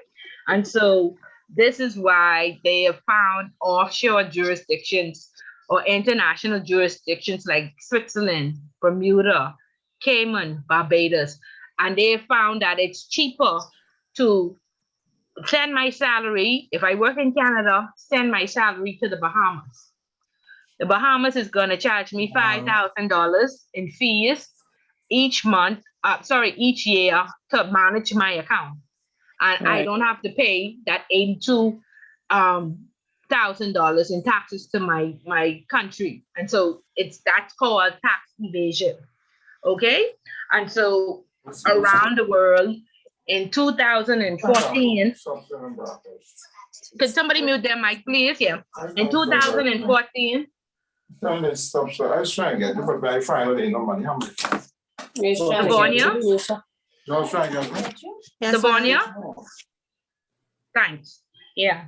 Okay, so in 2014, and you know, of course, we all like Obama, first Black president, right? But he said there are billions of dollars in offshore money around the world, in these offshore jurisdictions of US money. And so I'm going to fix my tax problem, because if I don't, I will have to borrow money from China. And before I bow to China, I am going to fix my tax problem. And so, of course, around the world, everybody was like, fix your tax problem. What's going to happen to the Bahamas and Cayman, or all these jurisdictions would have this offshore money. But he made a very good decision, because I don't know if you all see the amount of money that we're borrowing from China, 192 million to fix this port. Now, China has recently, just before the pandemic, acquired the port in Guatemala, acquired the port in 3 other Caribbean countries, simply because they borrowed lots of money and could not pay. And so China has a habit of going around the countries and negotiating. They did it to us too. Again, Less fortunate. Yeah, they did it to us under like the the less PLP. They fortunate. said, we are going to build you this stadium. right? And their jails around in China are full. And so what they do is they send their prisoners, to go build these lavish buildings. So they said, we're going to donate y'all the stadium, right? And so they donated the stadium, and it didn't include the outfitting. And so after the stadium was built, and thank you, China, for the gift, we find now that we have to outfit the stadium, but we only could go to China to outfit the stadium. And to outfit the stadium, it cost $50 million. Okay? And so this is how they trap you into, they give you a gift, and then they charge you for it, find a strategy to charge you, right? So like I said, this has happened in many countries. And could you imagine now, every time the cruise ship comes in, we have the second largest cruise registry in the world. So we make a lot of revenue from that. Then each passenger that comes on the cruise ship pays a departure tax of $15. So to the summer, I think $8 million we make off just departure tax each year. So could you imagine China acquiring our port because we can't pay them back this $192 million? So it's very, very risky. And like I said, prior to the pandemic, they were around the world repossessing ports and pieces of land and parts of governments because these governments couldn't pay their bills. So imagine what happened during the pandemic. So of course, Obama saw all of this, and Obama said, listen, China can't do this to us. America is the most powerful country in the world. I'm going to fix my tax problem. So he created FATCA, okay? And FATCA is, let me call it off, right? I don't have all these things in my head. Foreign Account Tax Compliance Act. Very good. Yeah, very good. Right. And so he created that. And I think in 2015 or 2016 was the first time that around the world, you do not open an account for a US person without them filling out a FATCA form and them disclosing to the IRS that they had money in the different parts of the world. So of course, they had a 2-year repatriation period where they say, listen, if you have your money in the Bahamas, send it back. If you have your money in Bermuda or Cayman, send it back, and the IRS will forgive you and not charge you. However, after this 2-year period, if you do not disclose and send us 30%, then you're going to go to jail. Or I just paid a FATCA fine for a U.S. citizen. It was $6 million. Okay. What's the point? What's the point of them having their monies abroad if the government still obliges them to pay 30%? Well, again, this is why we see that a lot of private banking centers closed down, because they said, well, if we still have to pay 30%, why we paying this $5,000 or $10,000? Yeah, why send it to Bahamas? Yeah, well, you still have persons who do business in various parts of the world, so that makes it attractive for them. Then, so we would have had a pinch in our market in terms of US residents. Right. Well, right after FATCA was so successful, remember now, the US, the IRS spent $18 million just to put their systems in place and get their people trained so they could collect this money. After the US did that, in 2017, the rest of the world said, oh my God, if the US collect billions of dollars in tax money within 2 years, we have to save our countries. And so we are going to sign on to the OECD. And so they created Common Reporting Standard, which is CRS. So FATCA is for the US, CRS is for the rest of the world. Okay? But let me just tell you how the US is. The US came up and said, well, we don't want to be less competitive. So we're not going to be reciprocal. That means you could send us our information or we will blacklist you and close you out. But we're not sending you any because we don't want to lose our customers. What? Yep. And the US is non-reciprocal. The UAE is non-reciprocal. And Cayman is non-reciprocal. So Cayman is saying you could send them the information. The UAE is saying you could send us, but they don't disclose anything because they don't want to be, lose business and see all their private banking sectors closed down. So tell me, I can understand the UAE, right? They're the millionaires. Okay, so the US is the largest economy in the world. Okay, You have to do it, and they are bullies. So you have to do what the US say. Nobody can stand up against the US. So you do what they say, or they shut you up. The UAE, they have all of those. That's Dubai, and those other countries, and they have all those kings and what do you call them? The princes and And sheiks and all the of that. sheik and the Sultan of Brunei and stuff like that. You don't tell them what to do. They tell you what to do. Okay? So you send them their information and they will charge their people tax. But they ain't sending you no information. But let's look at little Cayman. How come Cayman could do this? Right. Cayman is on the blacklist, Ms. Buller? Nope, they're not on no No. list. No. Well, how come? The Cayman Islands is a UK Commonwealth country. And so whilst the UK standing up and saying, yes, you must send this money and you must comply or we will blacklist you, they have their little private island that can do all that dirt for them and get rid of, so the UK protects Cayman. It's still a British colony. Okay, so some rules for one country, some rules for another. So why Okay, the British still can't protect us? Because we are no longer independent. We gave that up. But we still have the Queen on our money and all that kind of stuff. Yeah, but that's us for being cool. That's us for being cool with the Queen. Right. Keep on our money. Okay, and then again, Cayman Islanders are British citizens.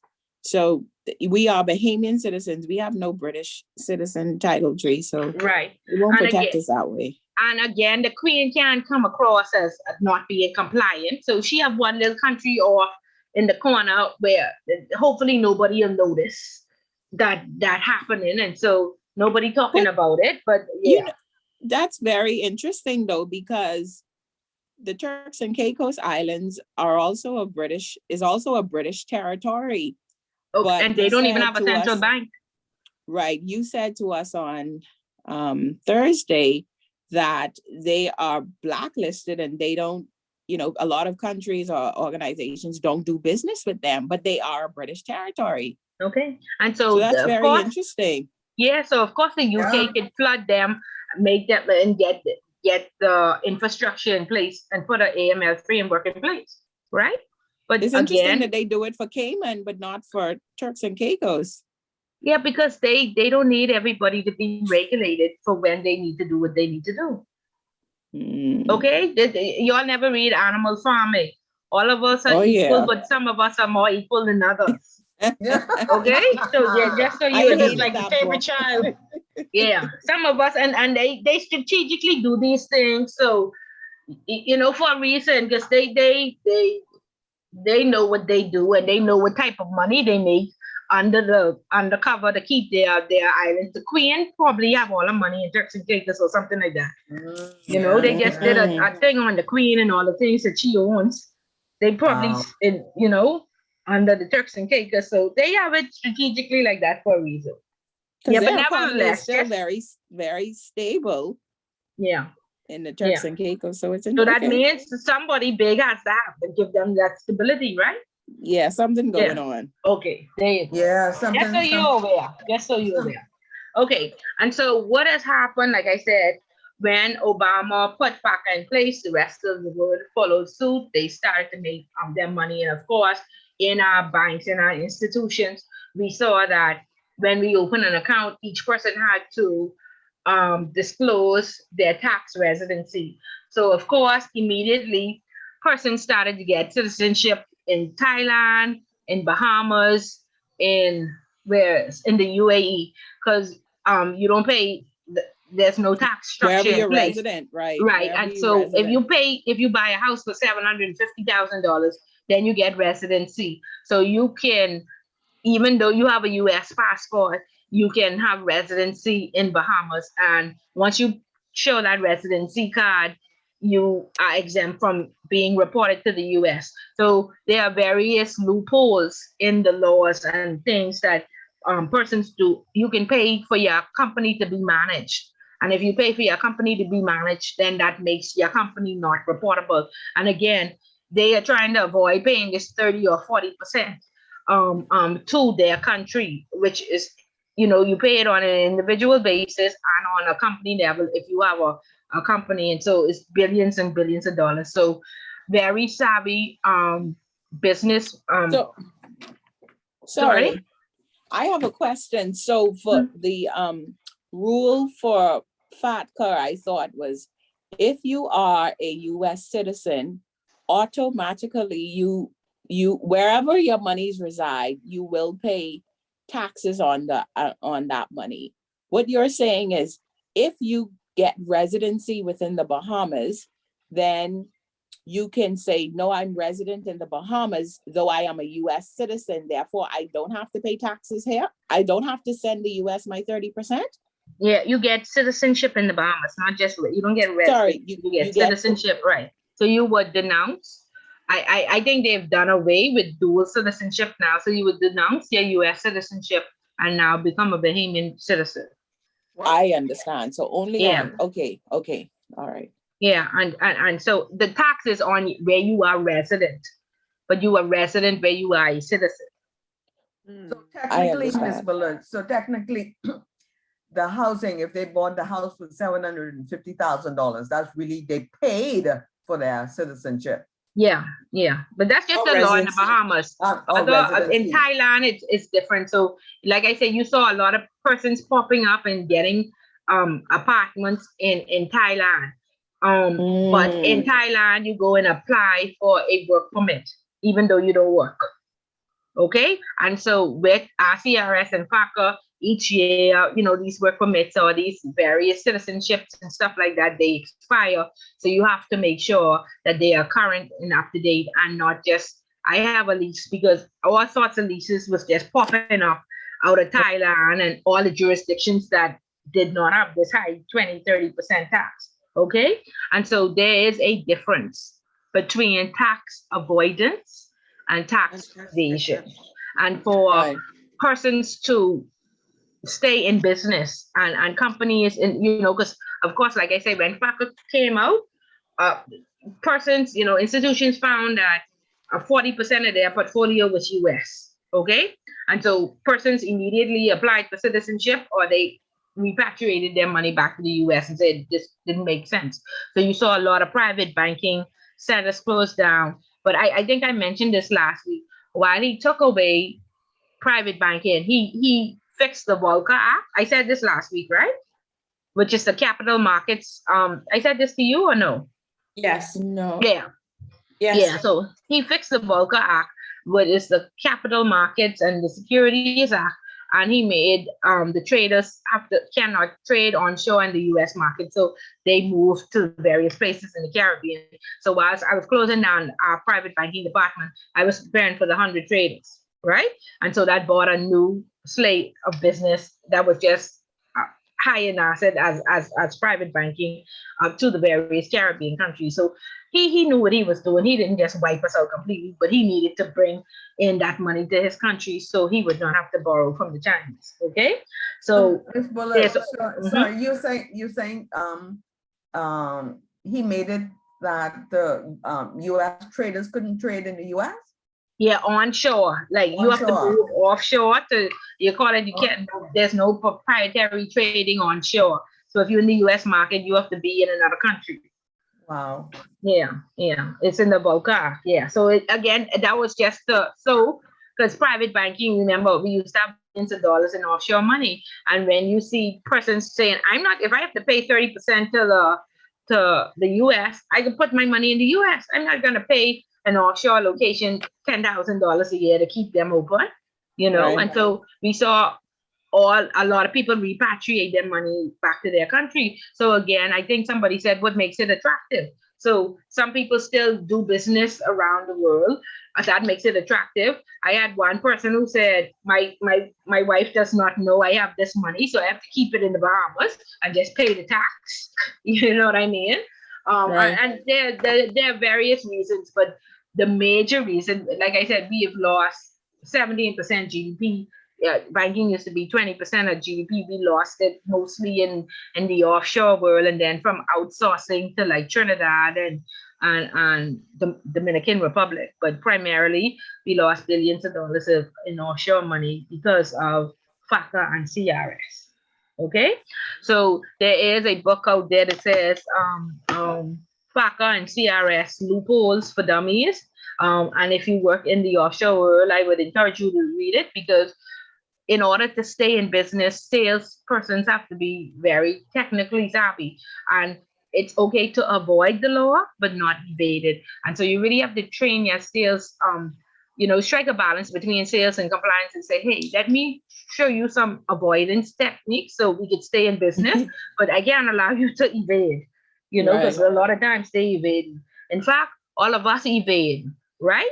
Because when we go to Miami and we come back and we declare our taxes, what we say, when it was $300, all these payment ladies on here, you say we spent 300. Now it's 500. None of you are saying we paying over 500. So all of us are essentially evading taxes at customs. Now, when you all see Miss Bullet lock up at customs, you all know what happened, right?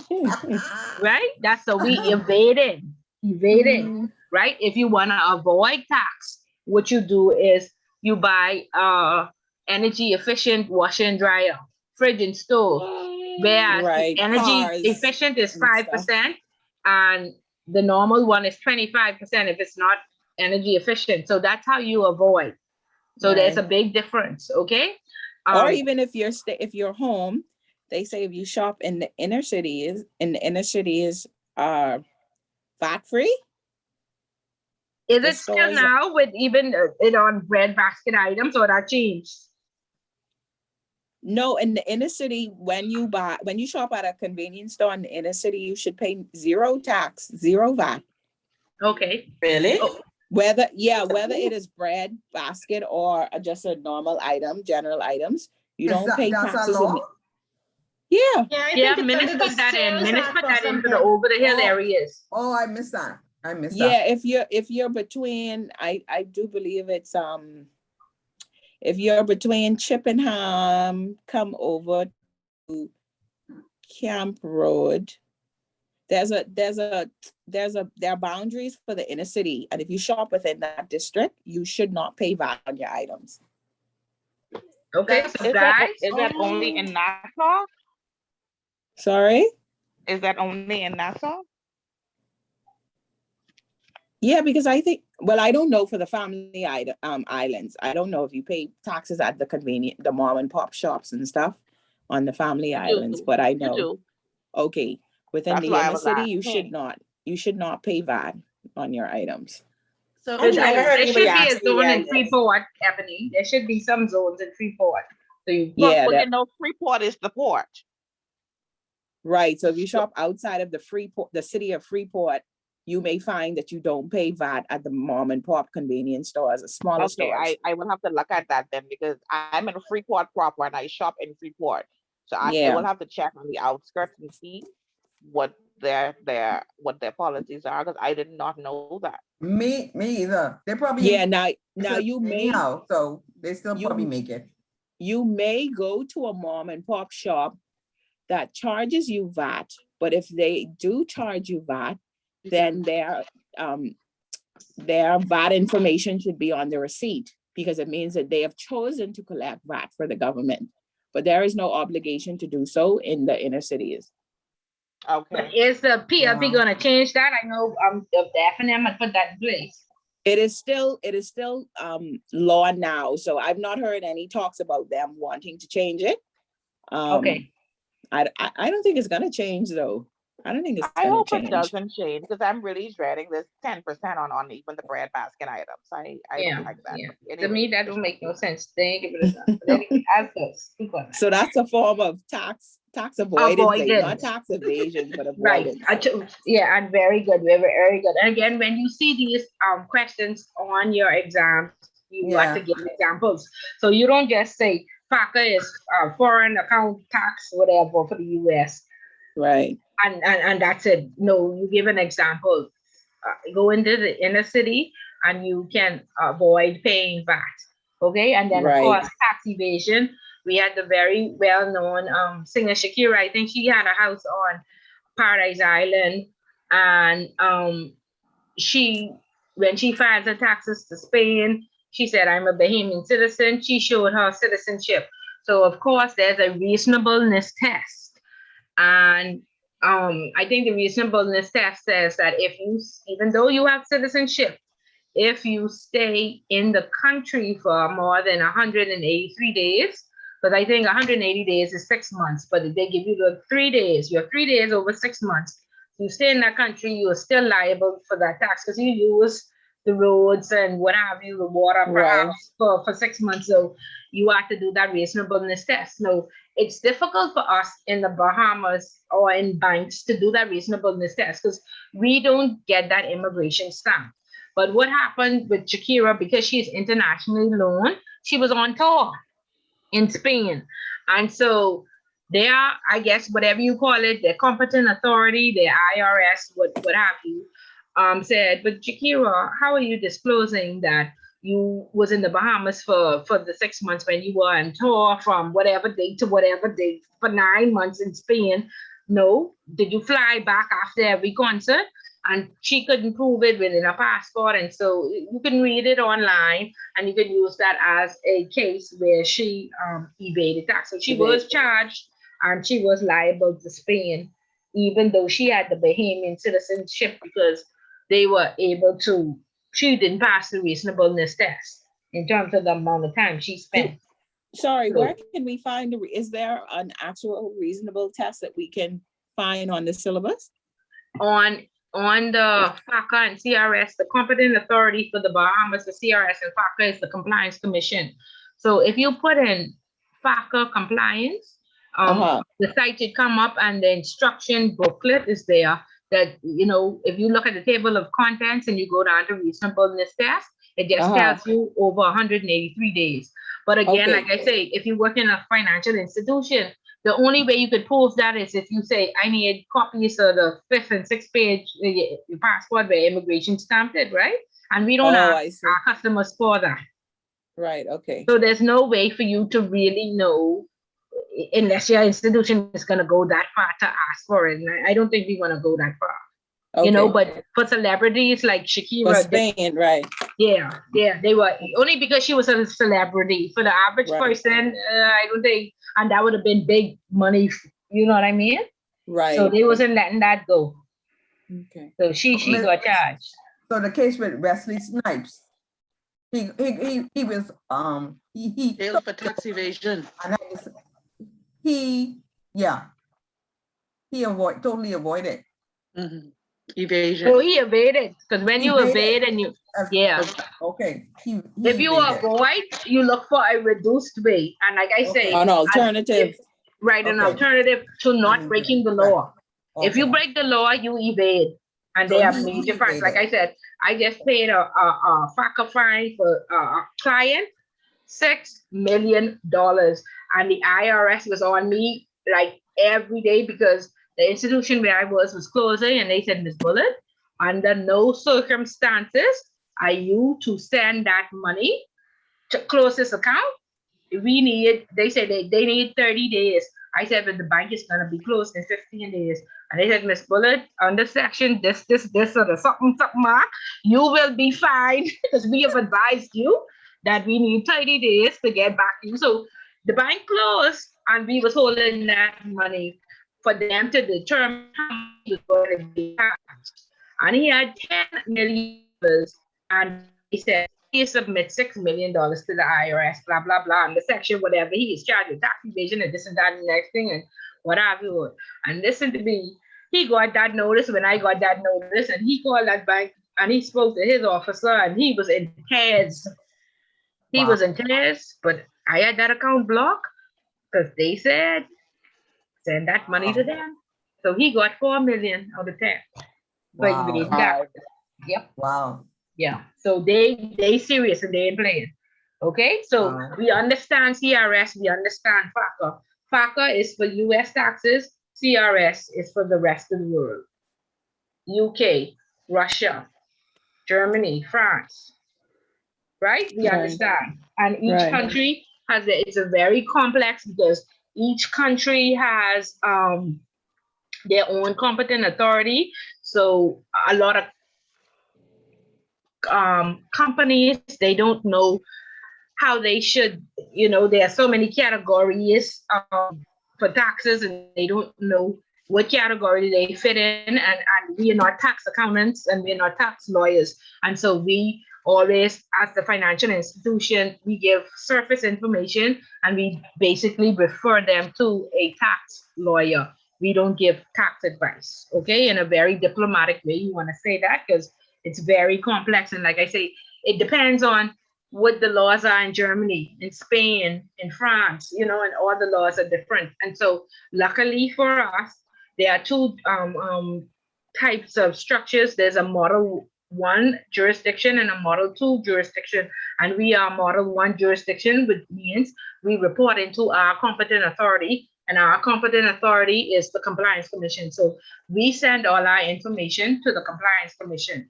Switzerland is a Model 2 jurisdiction, and a lot of our parents, if we work with Swiss banks, they are in Switzerland, and so they believe they know everything, and they say, oh, you're doing it wrong. You ought to go directly to France and go directly to China. I said, no, we're in a Model 1 jurisdiction. Model 2 means you go out of the country and they come back and forth. So you'll be dealing with the competent authority in Spain and with the IRS and back and forth. It will make you crazy, right? It's a full function, but normally when it came out, anytime there's something new and nobody knows what to do, they drop it on the compliance department. So for the last 4 years, I've been doing CRS and FACA.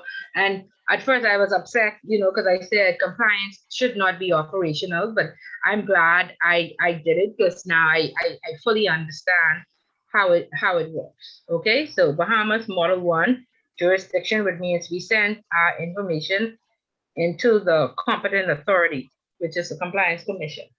Okay, any questions on CRS and FACA? What does CRS stand for? Common Reporting Standard. Oh, Common Reporting And you said that one is the one that's for US taxes? Yeah, so FACA is the US taxes, the US tax reporting, and CRS is under the OECD, one of our international regulators for the rest of the world. And so the Bahamas signed into, they call them T's, agreements with these various countries that we will send this information. So we signed a T with France, we signed one with the UK, with all these various countries saying that we will report your citizens that have accounts with us. Sorry, you said common reporting standards. Okay. Ms. Bullard, I was still trying to piece together how is it that the foreign traders who aren't permitted to trade on US soil, how does that affect the reporting in of the taxes to the United States? That's capital markets, so that's completely different. They're just trading in the securities market, so they watching the market all day long and buying and selling of stocks and shares and bonds and FX and stuff like that. That's called, we're gonna move on to talk about let me see. I don't have all these stuff in my head. I just have to see. It's right here in the book. So with their taxation. Sorry, somebody said something. Could we just quickly go over the difference between the W8 and W9 forms? Yeah, we're gonna go through that. Oh, okay. 1 second. Let me just answer Bernice. So with this securities trading, there's something called a Chapter 4 status, and it's called most of institutions are considered to be qualified intermediaries. And so what they do is when the traders trade, each share or stock or bond that they buy is subject to 40% withholding tax.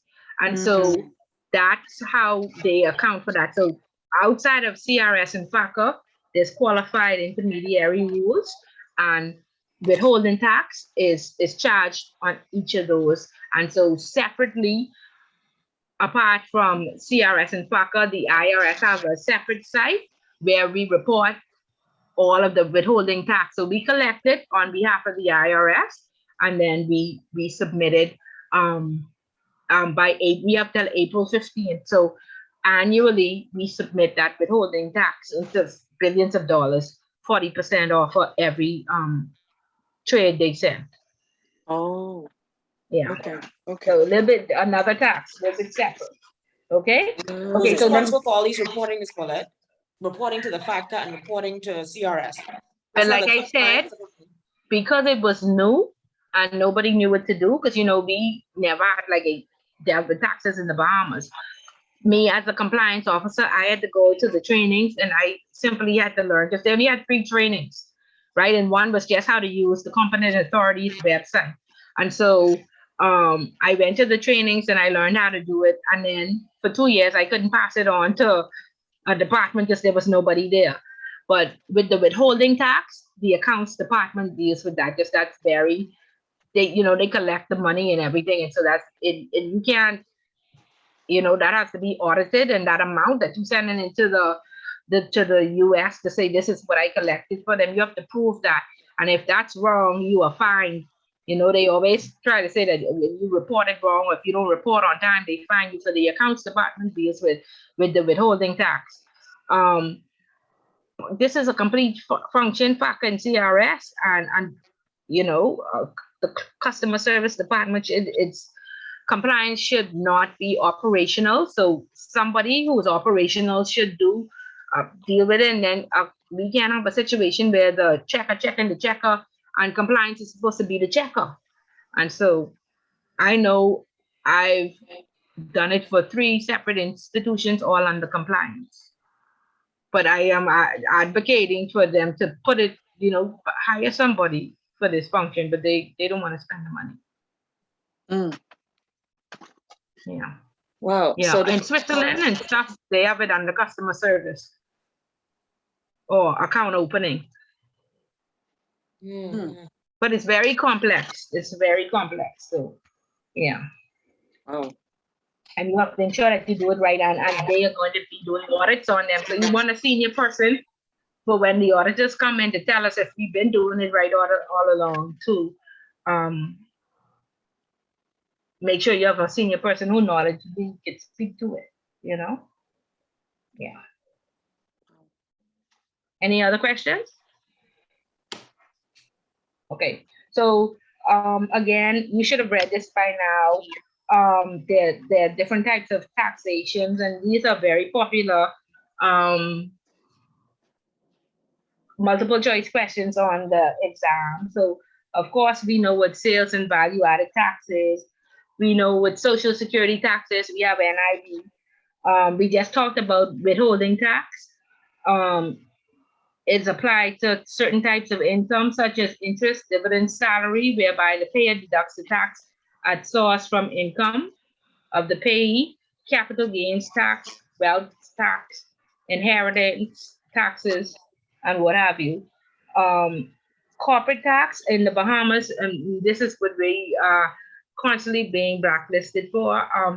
I feel that we have a type of corporate tax because you pay a percentage of your business license fees, or you pay $100. They have just waived business license fees because of the pandemic.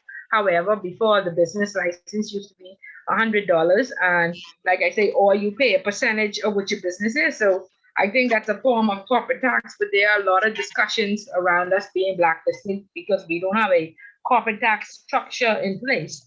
So I am confused about that. Jasmine asked about the W-8, the W-9, and the W-8 Benny, and some copies should be at the back. And again, for individuals, if you look, I don't know which case at the back, but there are some copies of each of the forms at the back. And again, these are very popular multiple choice questions. The W-9 is for all US citizens. So if you open an account and the client has US indicia, and there's a list on the FATCA of what is US indicia. Now, US indicia, they have it listed as telephone, a US telephone number or a US driver's license. Now, Miss Bullet have a US driver's license, but and I had that from college when I lived in Atlanta in 1989, right? But yeah, so you have to, use so your you would have discretion to, in terms of what is indecia. Sorry? the W-9 form is for US residents or citizens? US citizens, residents, anybody who have US indicia. So you would And have like I to, say, you indicia can yourself be, personally, you yourself personally would have to fill out one of these yeah, because but you have a I have US driver's license. I have a US driver's license, but I don't live in the US and I haven't been there since then. I even have Social Security. So these are the type of things where they say you could be liable, but after you, again, there's another reasonableness test for you to check. When does Miss Bullet spend 6 months of the year in the US? And these are the questions that you ask. And I can prove that I don't. Okay. Right. Ms. Bullet, what about the W8BN, man? Okay, so just make sure that you understand that the W-9 is for US citizens. and entities. And entities. Oh. Yes. US. The W8 Ben is for non-US. So they call it for foreign entities. So anybody else who is not US would fill out a W8 Ben if you're an individual.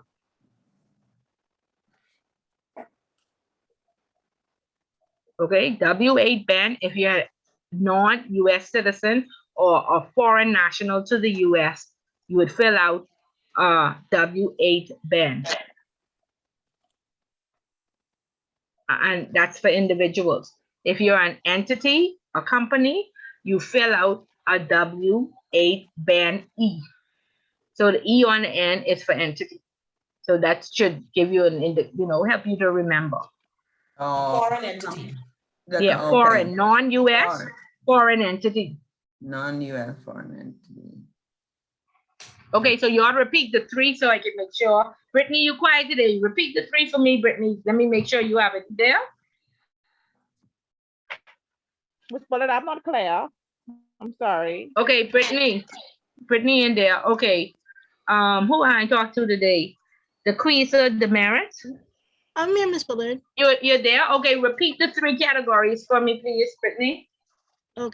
Okay, well, 2 I remember. The W8 form, non-US citizens. W9. No. W8 is for non-US. W8 for non-US. And the W9 is for US citizens, residents, and entities.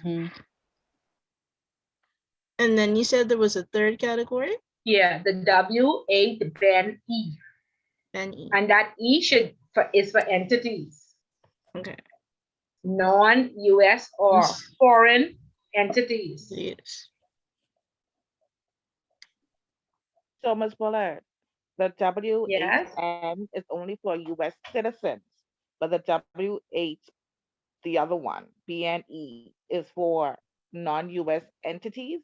That's a difference. No, no. Okay, let's start over. The W9 is for US entities and individuals. Okay.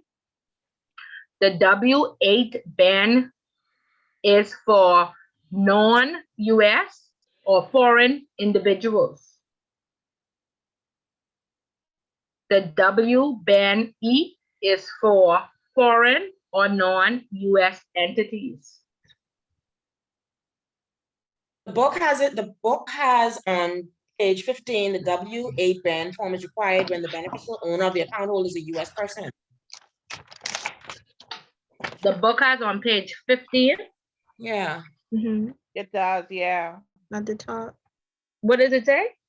The W8 ban form is required when the beneficial owner of the account holder is a US person. Okay, that should say non-US. Look at the back of the book. Sorry, which page are you all looking at? Oh, at the top Page paragraph. 15. The top At the paragraph. top.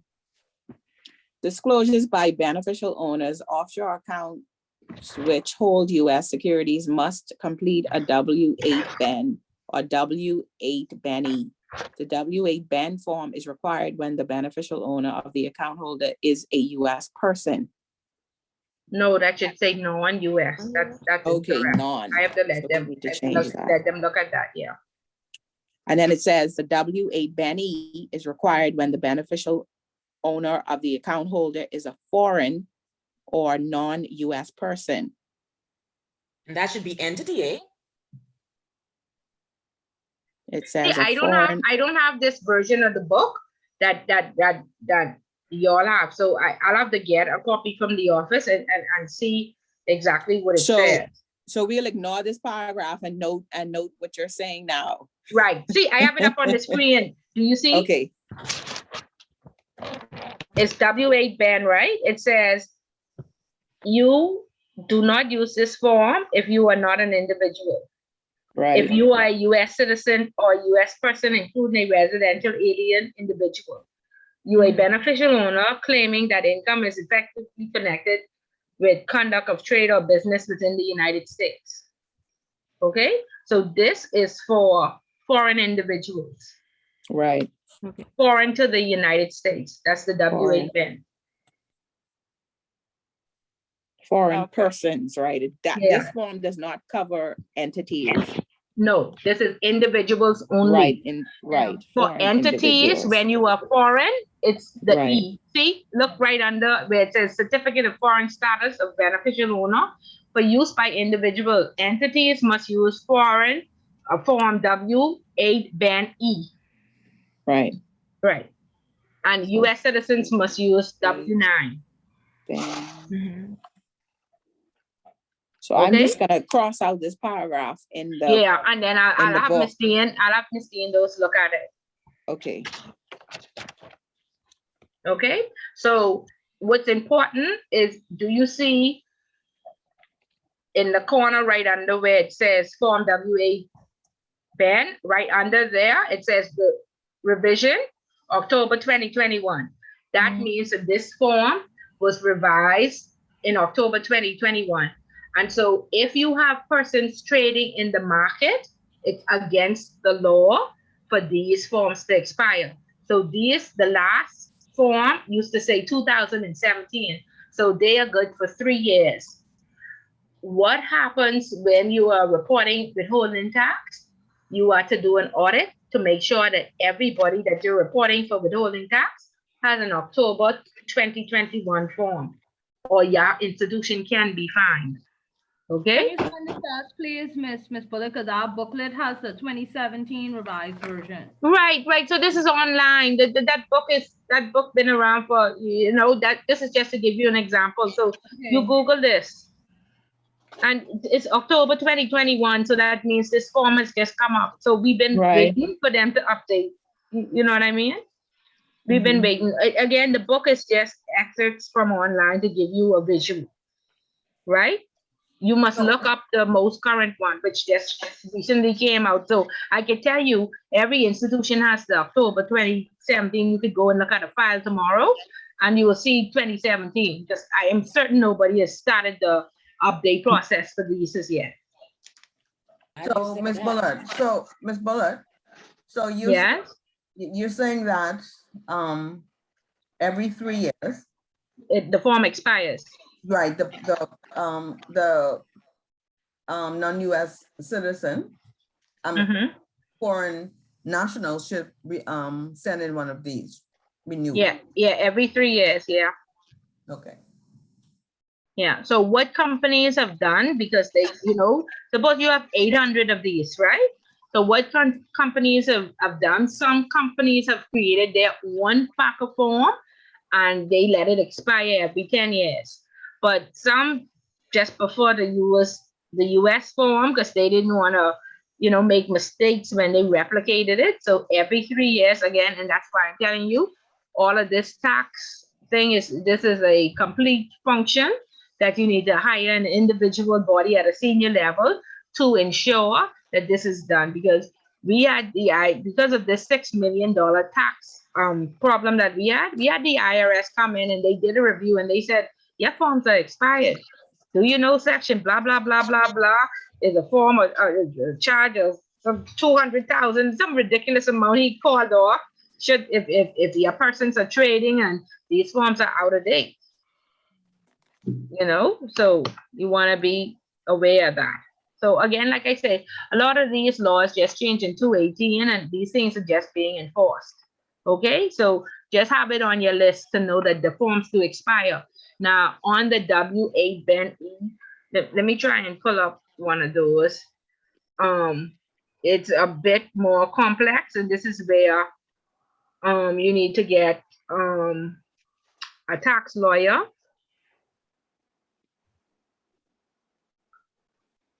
Because it's a bit more complex. Okay, so you have to decide which one of these categories you fit in for Chapter 5 status with the withholding tax, okay? And most of these companies that we have, they say they are passive NFEs, NFFE, okay? And then if you are passive NFFE, then you go and fill out whatever section that is on the form. But companies, you would find that when you open the accounts, they don't know which category they fit in, you know, because their competent authority is in Spain. Their competent authority is in Cayman.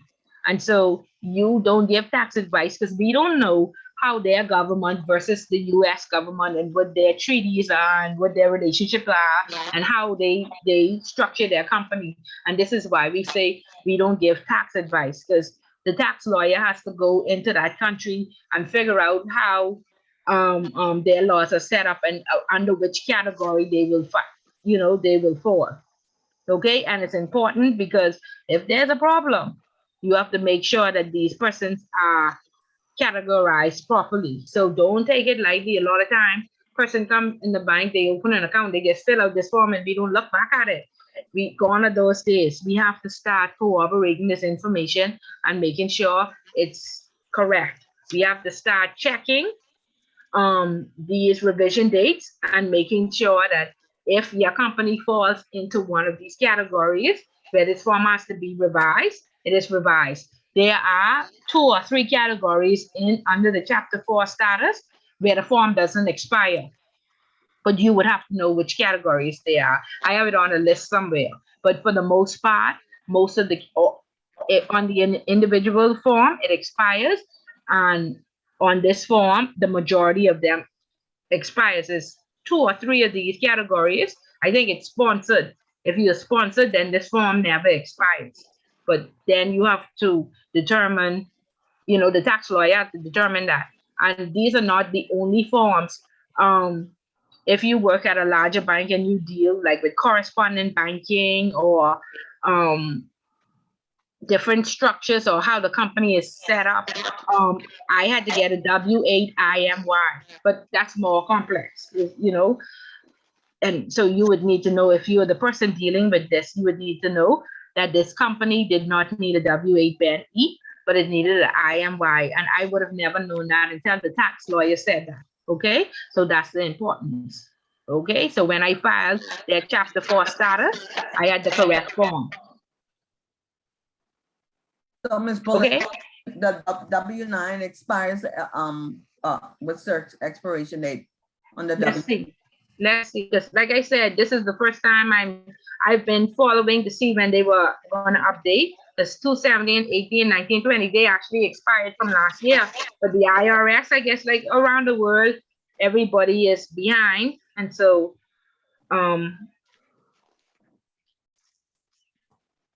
see, they don't even have the new form out yet. I mean, unless I would need to Google. The revision date is still 218, so 19, 20. Okay, so right now they should be coming. This is yes, right now. So yeah, but just be cognizant of the dates and know that the W8s and the W9s expire, and the W Ben E, some categories don't expire, but for the most part they do. But you would just need to know. Okay, so we didn't have legal on staff, but for questions like this, I had a legal contact that worked to the IRS. So, we would pay him to give me advice to make sure that we are doing this properly. And when persons came in, we always said, please let your lawyer put it in writing, completed. Okay, don't take it on unless you're a tax lawyer. And I think the only tax lawyer we have in the Bahamas is Brian Binder. He's our attorney general now. So it's up to you. A lot of times your institutions may not want to spend that extra money, but you have to insist because, like I said, there are major fines attached to that if that information is not filled out properly.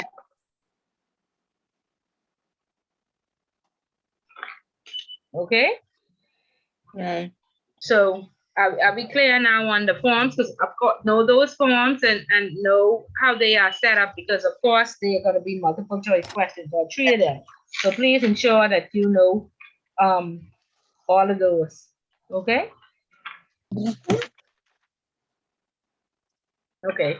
So that was a lot on tax. I'll be clear. Come give me some feedback. Jasmine? Yeah? Give me some feedback. Is this clear as mud? You know what Ms. Bullet talking about? What, with the forms? With the forms, with tax, with FACA, with CRS. You could give me an example of tax evasion. Okay, tax evasion. An example of it? Yeah. It's basically not withholding the information on the tax forms. Okay, so you go into jail when you walk through customs the next time? Well, no, because I'm declaring. You're declaring your full amount of Yasmin. Good girl, good girl. You better than all us in here. That's right. I won't be declaring the full amount. Shante, you always declare the full amount? You're a law-abiding citizen, eh? Unfortunately, my parents are law-abiding citizens. Very good, Shante. Very good. They don't allow me to do such things. Good. You better than all us. Good. You're very good. Okay, but I so have a question.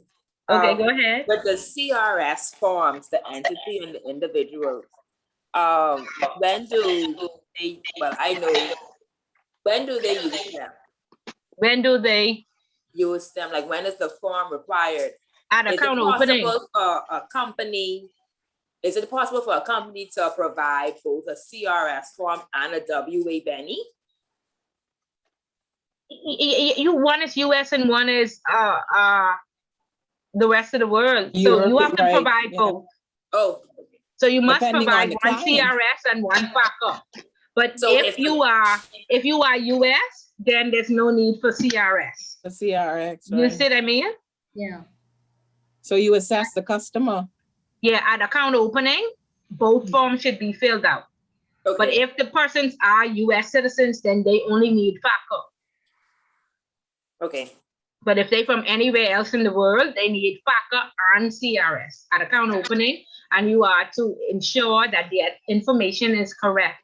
When they say they bring you a British passport, but they say they live in the Bahamas, you want to see that work permit or that citizenship or something. And I think that's the step that we've been missing. If they say they live in Thailand, where's your citizenship? Where's your work permit? Okay, and make sure it's not expired, and have somewhere to store the expiry date so you could ask them for an update. Because I had somebody fill out a W-8 form for me, and he had put that he is resident in the Bahamas, and we just said okay. So we got a subpoena from the US that we had to block his account, and he was being charged with money laundering. And when we pulled out his file, we said, he's a Bahamian citizen, what's going on? And we said, we don't have a citizenship on file. And so when we, somebody outside blowing very loud, y'all excuse me for, yeah, sorry about that. Yeah, so we said, where's here? We never got a copy of citizenship. And he said, oh, I applied for it and I was denied because I was out on bail. So yeah, so y'all know what we get charged with cooperation, right? For opening up that account. That mom is on bail, did not. So gone are the days when you could just take that. It's back 2007, 2008 now. No laws was being enforced then. So when they fill out these forms, if the passport does not match or they don't give you any information, please ask me. Y'all don't be like Miss Bullet, who almost ended up in a US prison. Okay? Yeah, and he was serious. He like didn't even crack a smile. He's like, "Oh yeah, I was out on bail, so I was denied. I was denied." But he filled out everything as if he was a Canadian citizen. He So was y'all be out on careful. bail over here, or he was out on bail in the US. In the U.S. and tried to run to the Bahamas. His grandfather had died, and he had inherited a lot of money. So yeah, he tried to run to the Bahamas and start a whole new life. But I told me that account wasn't open for 6 months before we got a subpoena. To block his account and everything. And so I was like, you fill out all these forms. I said, where's your work permit? Where's your citizenship? He's like, oh, I was out on bail, so they said I was denied. I said, oh, Jesus, you're in jail. Yeah, luckily that was in 2000 and 2006, 7, around that time. Yeah, y'all be careful nowadays. So when they fill these forms out, make sure it's correct, because even in terms of if they are trading in the markets, they are Canadian citizens too, have some rules they have to follow. So scrutinize these forms and make sure you have proper information, or you could end up in trouble. Okay, because you would be surprised the nonsense. And across the board, industry-wide, that's what the Central Bank and Securities Commission have said, that, foolishness on these forms. Some of these forms in Mandarin, and nobody can interpret it to see that the people telling you all they are criminals, and we just don't know.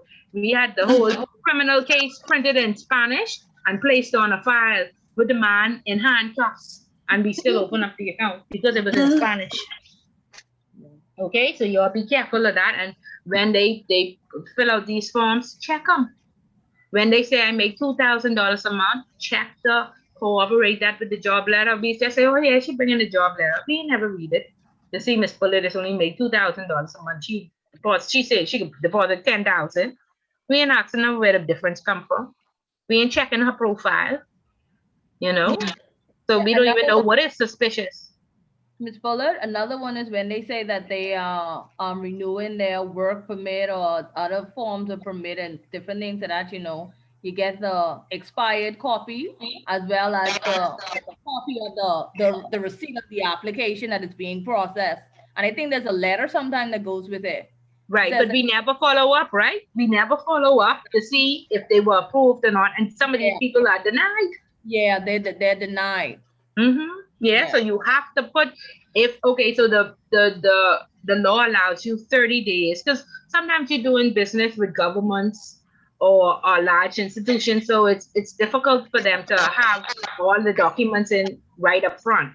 And persons, the corporate world, especially the offshore world, is very competitive. It's hard to get those accounts. So the salespeople working their hardest, to make this money. And so when they get an account, they want it rushed to open. They want it rushed for you to accept the money, and everything is not in place. But the law does allow you 30 days to get, or you have to get in some mandatory documents, and then you can put a follow-up in place. But what institutions haven't realized yet, that's an entire function, because once that account is open, you need blood, sweat, and tears to get anything else from those customers. Yeah. Okay? And so nobody tracks, nobody follow up, and nobody verifies. And so you now have to create a verification department, because that creates an administrative nightmare. There's 10 things missing off this file, 5 things missing off that one, 6 things. You opening up 30 accounts, so things missing off every file. That's a function. But it's slipping through the cracks, because like you say, nobody's following it up. But if you want to stay in business and you want to open those accounts, you can't turn those people away because their document expired and they give you a receipt to tell you they don't apply. You have to follow up. And that's where there's a gap in many institutions. There's nobody verifying. There's no administration person in place to ensure that those documents are received. And then again, like I say, function, Ms. Bullock? Sorry? Is that's not a compliance function? No, it's not. What should happen is there should be an account opening department. Compliance is independent of the business. There should be an account opening department, a verification department, and that verification department should not send anything to compliance without, sometimes they don't even know. I like, they tell me about this person, no history, no overview of the account. You are required to know your customer, not compliance. So you are supposed to come with the full story. Ms. Bullet, this is such and such family out of Venezuela. This is what they do. This is how they made their money. This is what's missing. Give us a deadline with 30 days and we'll have everything in place. And that's the condition of my approval. That's how it's supposed to work. And what I am supposed to say is the 30 days have passed. Please confirm that you're in receipt of the missing documentation. That's the compliance function. But they have compliance compliance is never ever supposed to talk to customers and never supposed to be operational, but that's a perfect word. But you have to try to maintain your independence as much as possible. And you have to remember that you are the checker. The checker cannot check the checker. And if you are the preparer and the administrator, you can't be you checking yourself. You can't be all things. You can't. So you have to create proper segregation of duties, or you will find yourself in a conundrum and in problems. And when, like I say, you cannot mitigate, you cannot eliminate risk, you can only mitigate it. And you will find yourself when the auditors come in, or when you are hacked, you are easily hacked because you are overwhelmed. And there's no 4I process. There's nobody helping you to iron out the deficiencies or to keep you accountable to follow up. You can't have one person doing all, and that's what they try to do. Their compliance have 10 hats. Ms. Bullock, it doesn't work. Yeah. Ms. Bullock, does this affect your risk or medium level risk assessment levels? In which way? These breaches of short staff is there. Of course, listen, we went to audit a Fortune 500 company, and the first day we walked in, we said, who should we go to get A, B, and C? And they said they kept naming the same person. So we said, we need to interview the manager. They said interview her for 3 different positions. So we said, what's happening? Is she the coordinator? They said, no, she does all those functions. We stopped the audit and we say, the first thing you'll have to do is hire 2 additional senior persons, because there's no way she can ensure that this company is compliant, because she's overwhelmed. Isn't that where the compliance commission should come in with their inspectors? No, the compliance commission is a regulator now for the accounting firms, the law firms, and the real estate firms that have a financial services arm. That's where your regulator or your audit department should have said, this department is severely understaffed. So we did write about it. We did. Audit got a note for not allowing that to happen for like 2 years. They said, we said there's no way. Huh? You mean the external auditor or the internal auditor? No, they had an internal audit department. We came in as an external audit. Okay, and I am talking about, this is one of the big major Canadian banks. Just so you know, little rinky-dinky bank on the side who couldn't afford. They had one person wearing 4 hats. And we stopped that audit and we wrote up internal audit.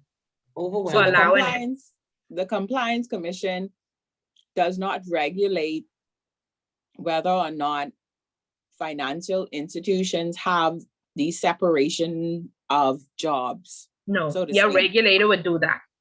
I see. Yeah. In fact, the Securities Commission has a policy on the MLRO that says the MLRO can have no other function other than compliance, because they will try to make you legal. They will try to make you risk. Like how we move from the rules-based approach to the risk-based approach. They just drop risk on compliance. They didn't even hire anybody. And that's a completely, I know, but the risk assessment is only as good as today. So that's an ever-changing document. You have to risk assess the company, all the clients. You have to put all the controls in place for each department. So yeah, but again, people saying the pandemic and the money and they just don't want to pay. But you have to. This is how they infiltrate the system because you are short-staffed. And see, compliance makes no money for the business. We only make money by saving you on fines. And so, they invest all the money in sales. So you have to advocate for your staff. And in fact, compliance and AML is two separate different things. Because, like I said, gone are the days when the regulator doesn't call you on the phone and follow up with you. So you need a regulatory compliance person who dealing with policy and procedure, dealing with the regulator, answering all these surveys and doing balances and checks. Then you need an AML person who can open up accounts, who can follow all the hits, who making sure persons stay within their thresholds in their profiles, and to report the SDRs and to train the staff.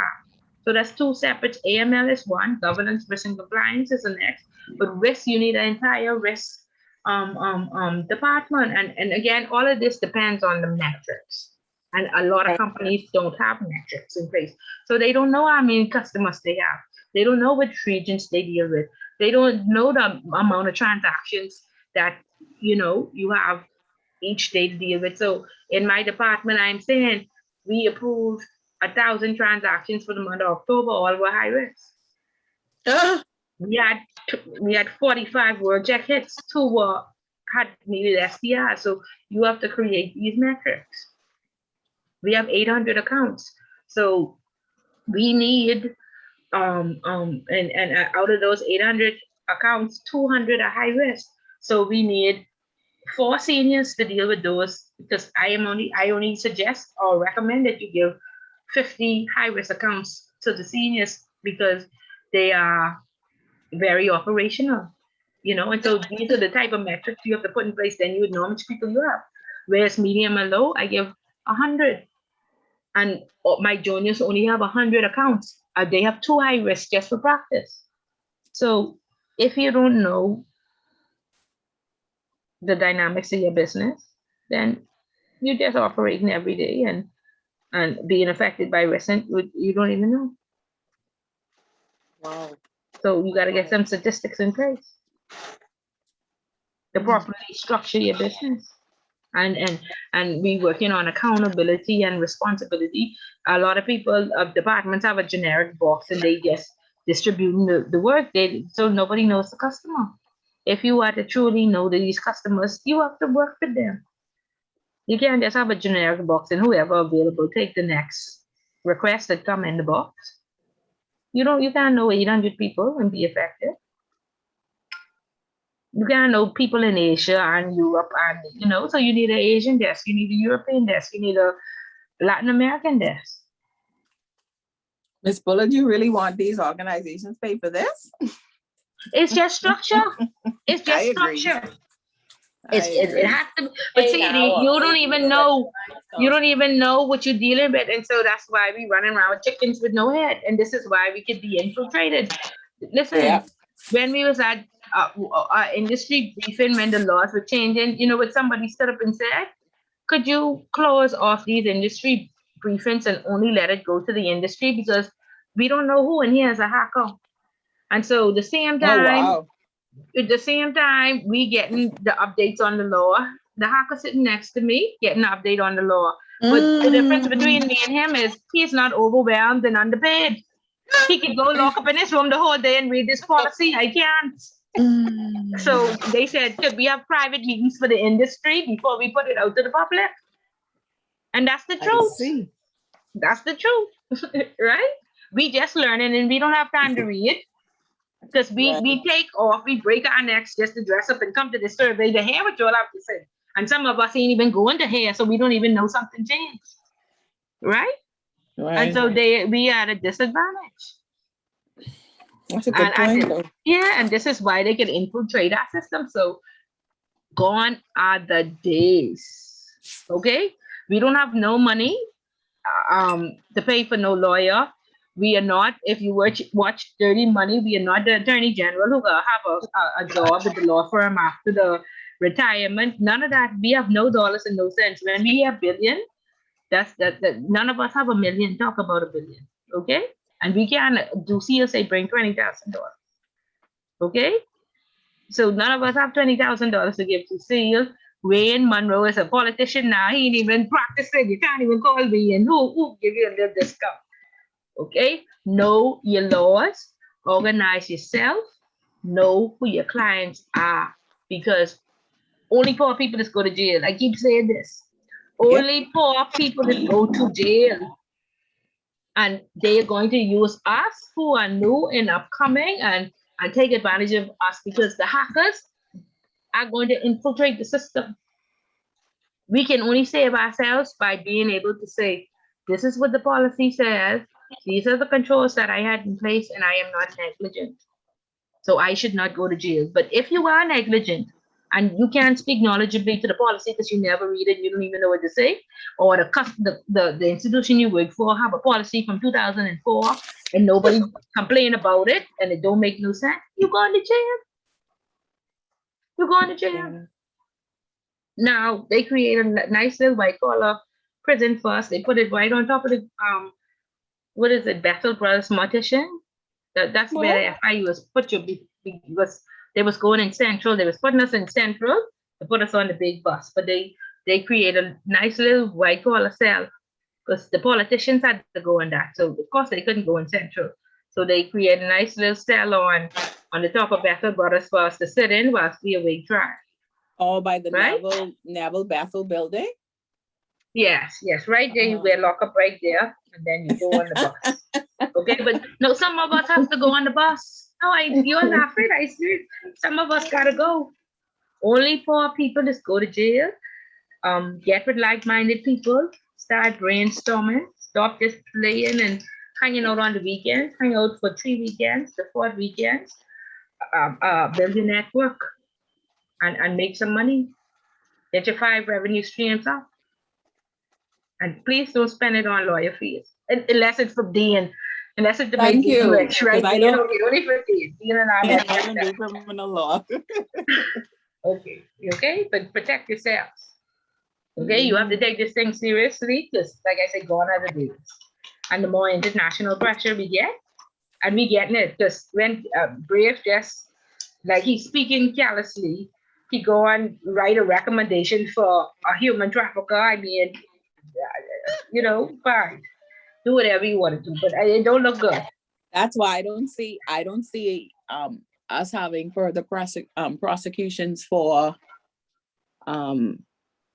political persons. I don't see that happening. Ryan there, and Ryan was the president, so Ryan knows better, and they have to do something.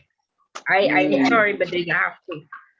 Somebody has to go down. Now, who would take the fall for us all? We don't know who would take it for them, but make sure they want us. Right. Okay? Because his name is on the line. So, and he's a little bit different. So let's see what happens. Yeah. Okay? We understand tax?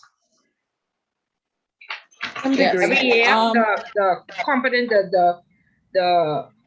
the portal opens and we upload our information for CRS and FACA. Each company gets a GIN number from the US for FACA. And so that's what we report on our GIN number to FACA for FACA and for withholding tax.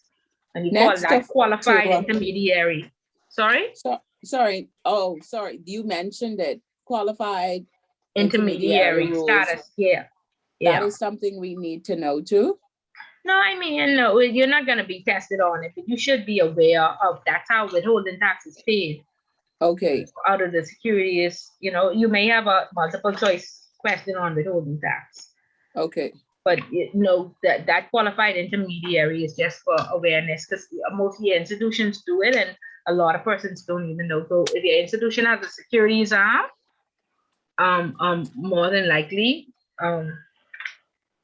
it's under your Chapter 4 status. Or if you have a custodian who does securities on behalf, just understand that when they fill out the form, they are confirming their Chapter 4 status and how their withholding tax should be applied and charged and the categories they fall under, because there are a lot of treaties out there. And of course, you want, if you are from Spain, you may have a treaty with the US that says you don't have to pay, is it 30 or 40%? One of them. You can pay 15% because the US have a treaty with Spain. And so the bank is collecting, and the majority of the persons fall into the 30% category, but there are tier levels. So we would know that Miss Bullet and Miss Dean, they pay 15%. And then Patricia may fall into another category because our country has a treaty. So there are all sorts of rules and stuff like that. And so that's why it's important to have that filled out properly, because you would have those persons calling, hey, I'm paying 40%. Are you crazy? I'm supposed to pay 15 because of this treaty or that treaty. So you have to know that information. Right. Yeah. Yeah, but it's very interesting. I'm happy I learned it, and I'm happy I had the opportunity to work with the IRS and see, how things are. I'm unfortunate for the customers, but yeah, I'm glad I have some insight on that. Okay, and almost every institution needs you to know FACA and CRS and QI, that's higher end. So I would learn it as to the best of my ability, and when they are cross training, I would definitely ask for some cross training so I can understand how it works. Because people just stay away from it because it's complex. But if you want to make money, you have to do the hard work and the hard things, and once you get used to it, it's achievable. Yeah. Yeah. Okay. Any questions or concerns? No, Jasmine, I just want to make sure that you are good. Is that in depth enough for you to be able to answer the classwork? But I just want to make sure that the style suits everybody. So that's why I'm continuously asking for feedback. By week 5, I should know what works best for us, but then it'll be over. So give me as much feedback as possible to make sure that I have a sufficient information for you. Yeah, it was very in depth, and I'm on it now. Okay, good. Good. You all don't be afraid, Miss Bullet. I flexible. Just let me know what works best, and that's what I'm here for, to ensure that everybody is successful. Where do I find the TIEA model? No, now when you say the TIE model, let's go with this acronym. The T's are the agreements that actually were signed. Okay, right? I So see they there's signed at the least T 12 with of them. Yeah, so they sign each year when the portal opens. So the portal opens in July, August for you to upload your information for each country. Right. Each year in May, they send out a list of countries, because sometimes it updates, that they sign TS with. So in 2017 was the first year we uploaded, and Switzerland was not on that list. So primarily the majority, if you worked in the Swiss organization, the majority of your clients was from Switzerland. However, they had some hiccup, and they had not signed the tax trade agreement with Switzerland as yet. So we never reported Switzerland until 2020. I was very surprised. So that means from 2017, those Swiss people had 3 years to upload their information. But again, Switzerland would have wanted to use a staggered approach, because they had a lot of offshore accounts and they were losing a lot of business. Remember, my friend said we had 250 banks, now we have 50. Oh dear. So yeah, they used the staggered approach, and then they didn't have $18 million to invest into their IRS or into their competent authority. So they took their time, and then Panama as well was not reportable, I think, until 2019. So, and then Panama did a switch, and so we had to go out to all our Panamanian companies and repaper all their accounts. But again, Panama had a big offshore book too. So these countries know what they was doing. They wasn't wiping out their industry to please other countries. You know what I mean? Because part of Right. it looks like, hey, use the competition. That's why you're enforcing this on me. You know, but the T's are the various tax agreements that were signed with various countries. And like I Okay. said, each year they bring out a list to tell you the Bahamas signed. It's a tax information exchange agreement, or TIEA, bilateral agreements by which countries make arrangements to cooperate for exchange of information in relation to tax matters, right? And they call them T's. Yeah. So that list comes out Okay. every May. And like I said, if you go on the competent authorities site and put FACA and CRS, you would see the Compliance Commission portal comes up, and it'll be closed now, but all of the data, like the policy and the procedures and everything is there, and it's accessible. And the old country list is there. So you'll see the various countries that we signed agreements with. Okay. Thank you. Okay, you're welcome. Okay, so we good? Yeah. Okay, so at the beginning of the class, someone suggested that the one day to read and catch up may have not been sufficient, and is suggesting that instead of classes be on Thursdays and Saturdays, that it is held on Wednesdays and Saturdays. Would Wednesday be a problem? So we'll just switch the Thursday class to Wednesday. Would Wednesday be a problem for anybody? That's good for me. Wednesday is actually better for me. It's good, it's good, Miss Bullock, because I agree. It was a lot of reading to catch up on, and I had to find those manuals and stuff online and short staff. Okay, so understood. So we'll Wednesday, so you'll have like a 2-day break in between. So I will speak to the office, and so you should expect chapter 3's invite to come on Wednesday. Okay, and so if there's anybody that's not here, please let them know in your group. You all did establish the WhatsApp group. I just was gonna ask that because I didn't see anything. From the WhatsApp group? Yeah, I wasn't on it. Okay, so who is administrator? Because I know I saw some correspondence back and forth where you all decided to create your own group. I know somebody said that y'all created a new group or no? A new group was created. Okay. I'm not in that group. I wasn't added to the group. I sent my number, but I wasn't added. Okay, so who who's the number in again, please? Okay. Put the number in the chat, please, so you can be added. Okay. I know that's okay. Okay.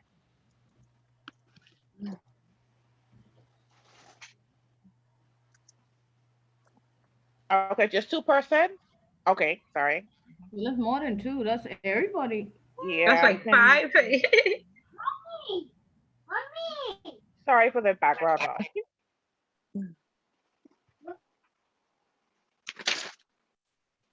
Okay. Well, I need to get an email on the welcoming package, please, because I didn't receive anything. Okay. Is it the A.R. Gibson email? A.V.Gibson. Okay, wait. Let me do that right now before you go, just to make sure. This is an email pertaining to what exactly? The welcome message for the class. You didn't receive it, Bernice? I think so. I received like 4 attachments. Right. Okay. Excuse me, Ms. Bullock, can I get that email as well? Okay. So, give me the email addresses. Go ahead, Alfredo. Okay, it's A.V as in Vanessa .Gibson @hotmail.com. A.B as in, would you say Vanessa? Vanessa. Oh, A.V. Okay. Yes. Okay. .Gibson. Yeah, I have that in there. Okay. What's Yeah. the next email address? Demerit, DEMERITTE 85 Wait, @gmail. wait, one second. Go back, start over for me, please. DEMER. ITTE. 85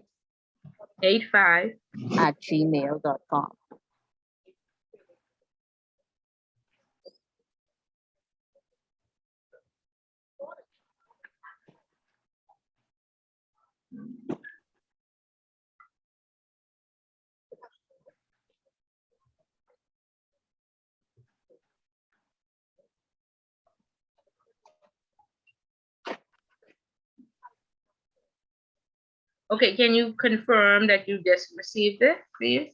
Okay.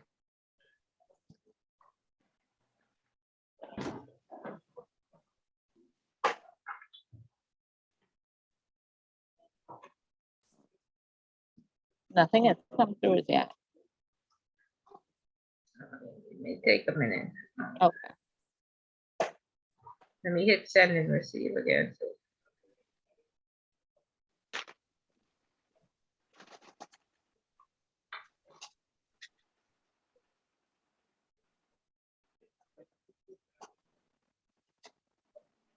Okay, Alfreda, it came through?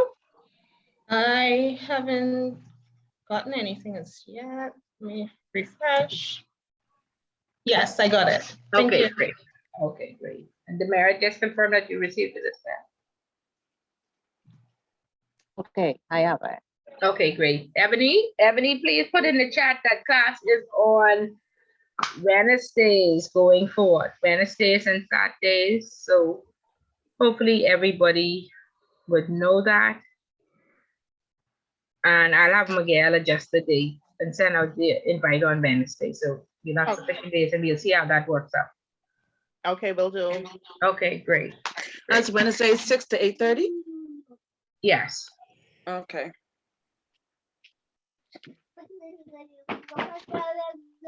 Ms. Bullard, before you leave, are there any outstanding assignments due for you? Because I see the earliest one was on the 19th. Is there anything that is due prior to the 19th? No, but you can do your classwork for practice and let me know if you have any questions or concerns during over the classwork. So I'd asked at the beginning and person said that they were clear. And anybody have any other questions on the classwork or they were clear on how to answer those questions? I'll just simply contact you if I have any questions. Sure. Okay. Okay. And the ones for chapter 2 should be pretty straightforward. They would be the basis of the multiple choice. All right. Right. Okay. So if there are no further questions or concerns, please have a fabulous weekend and relax and unwind and, get some time to rejuvenate yourself and then we'll see each other again on Wednesday. Okay. Thank you. Have a good Okay, weekend. good. Bye. Have a good day. Bye-bye. Okay, Have a bye-bye. nice weekend. Good day.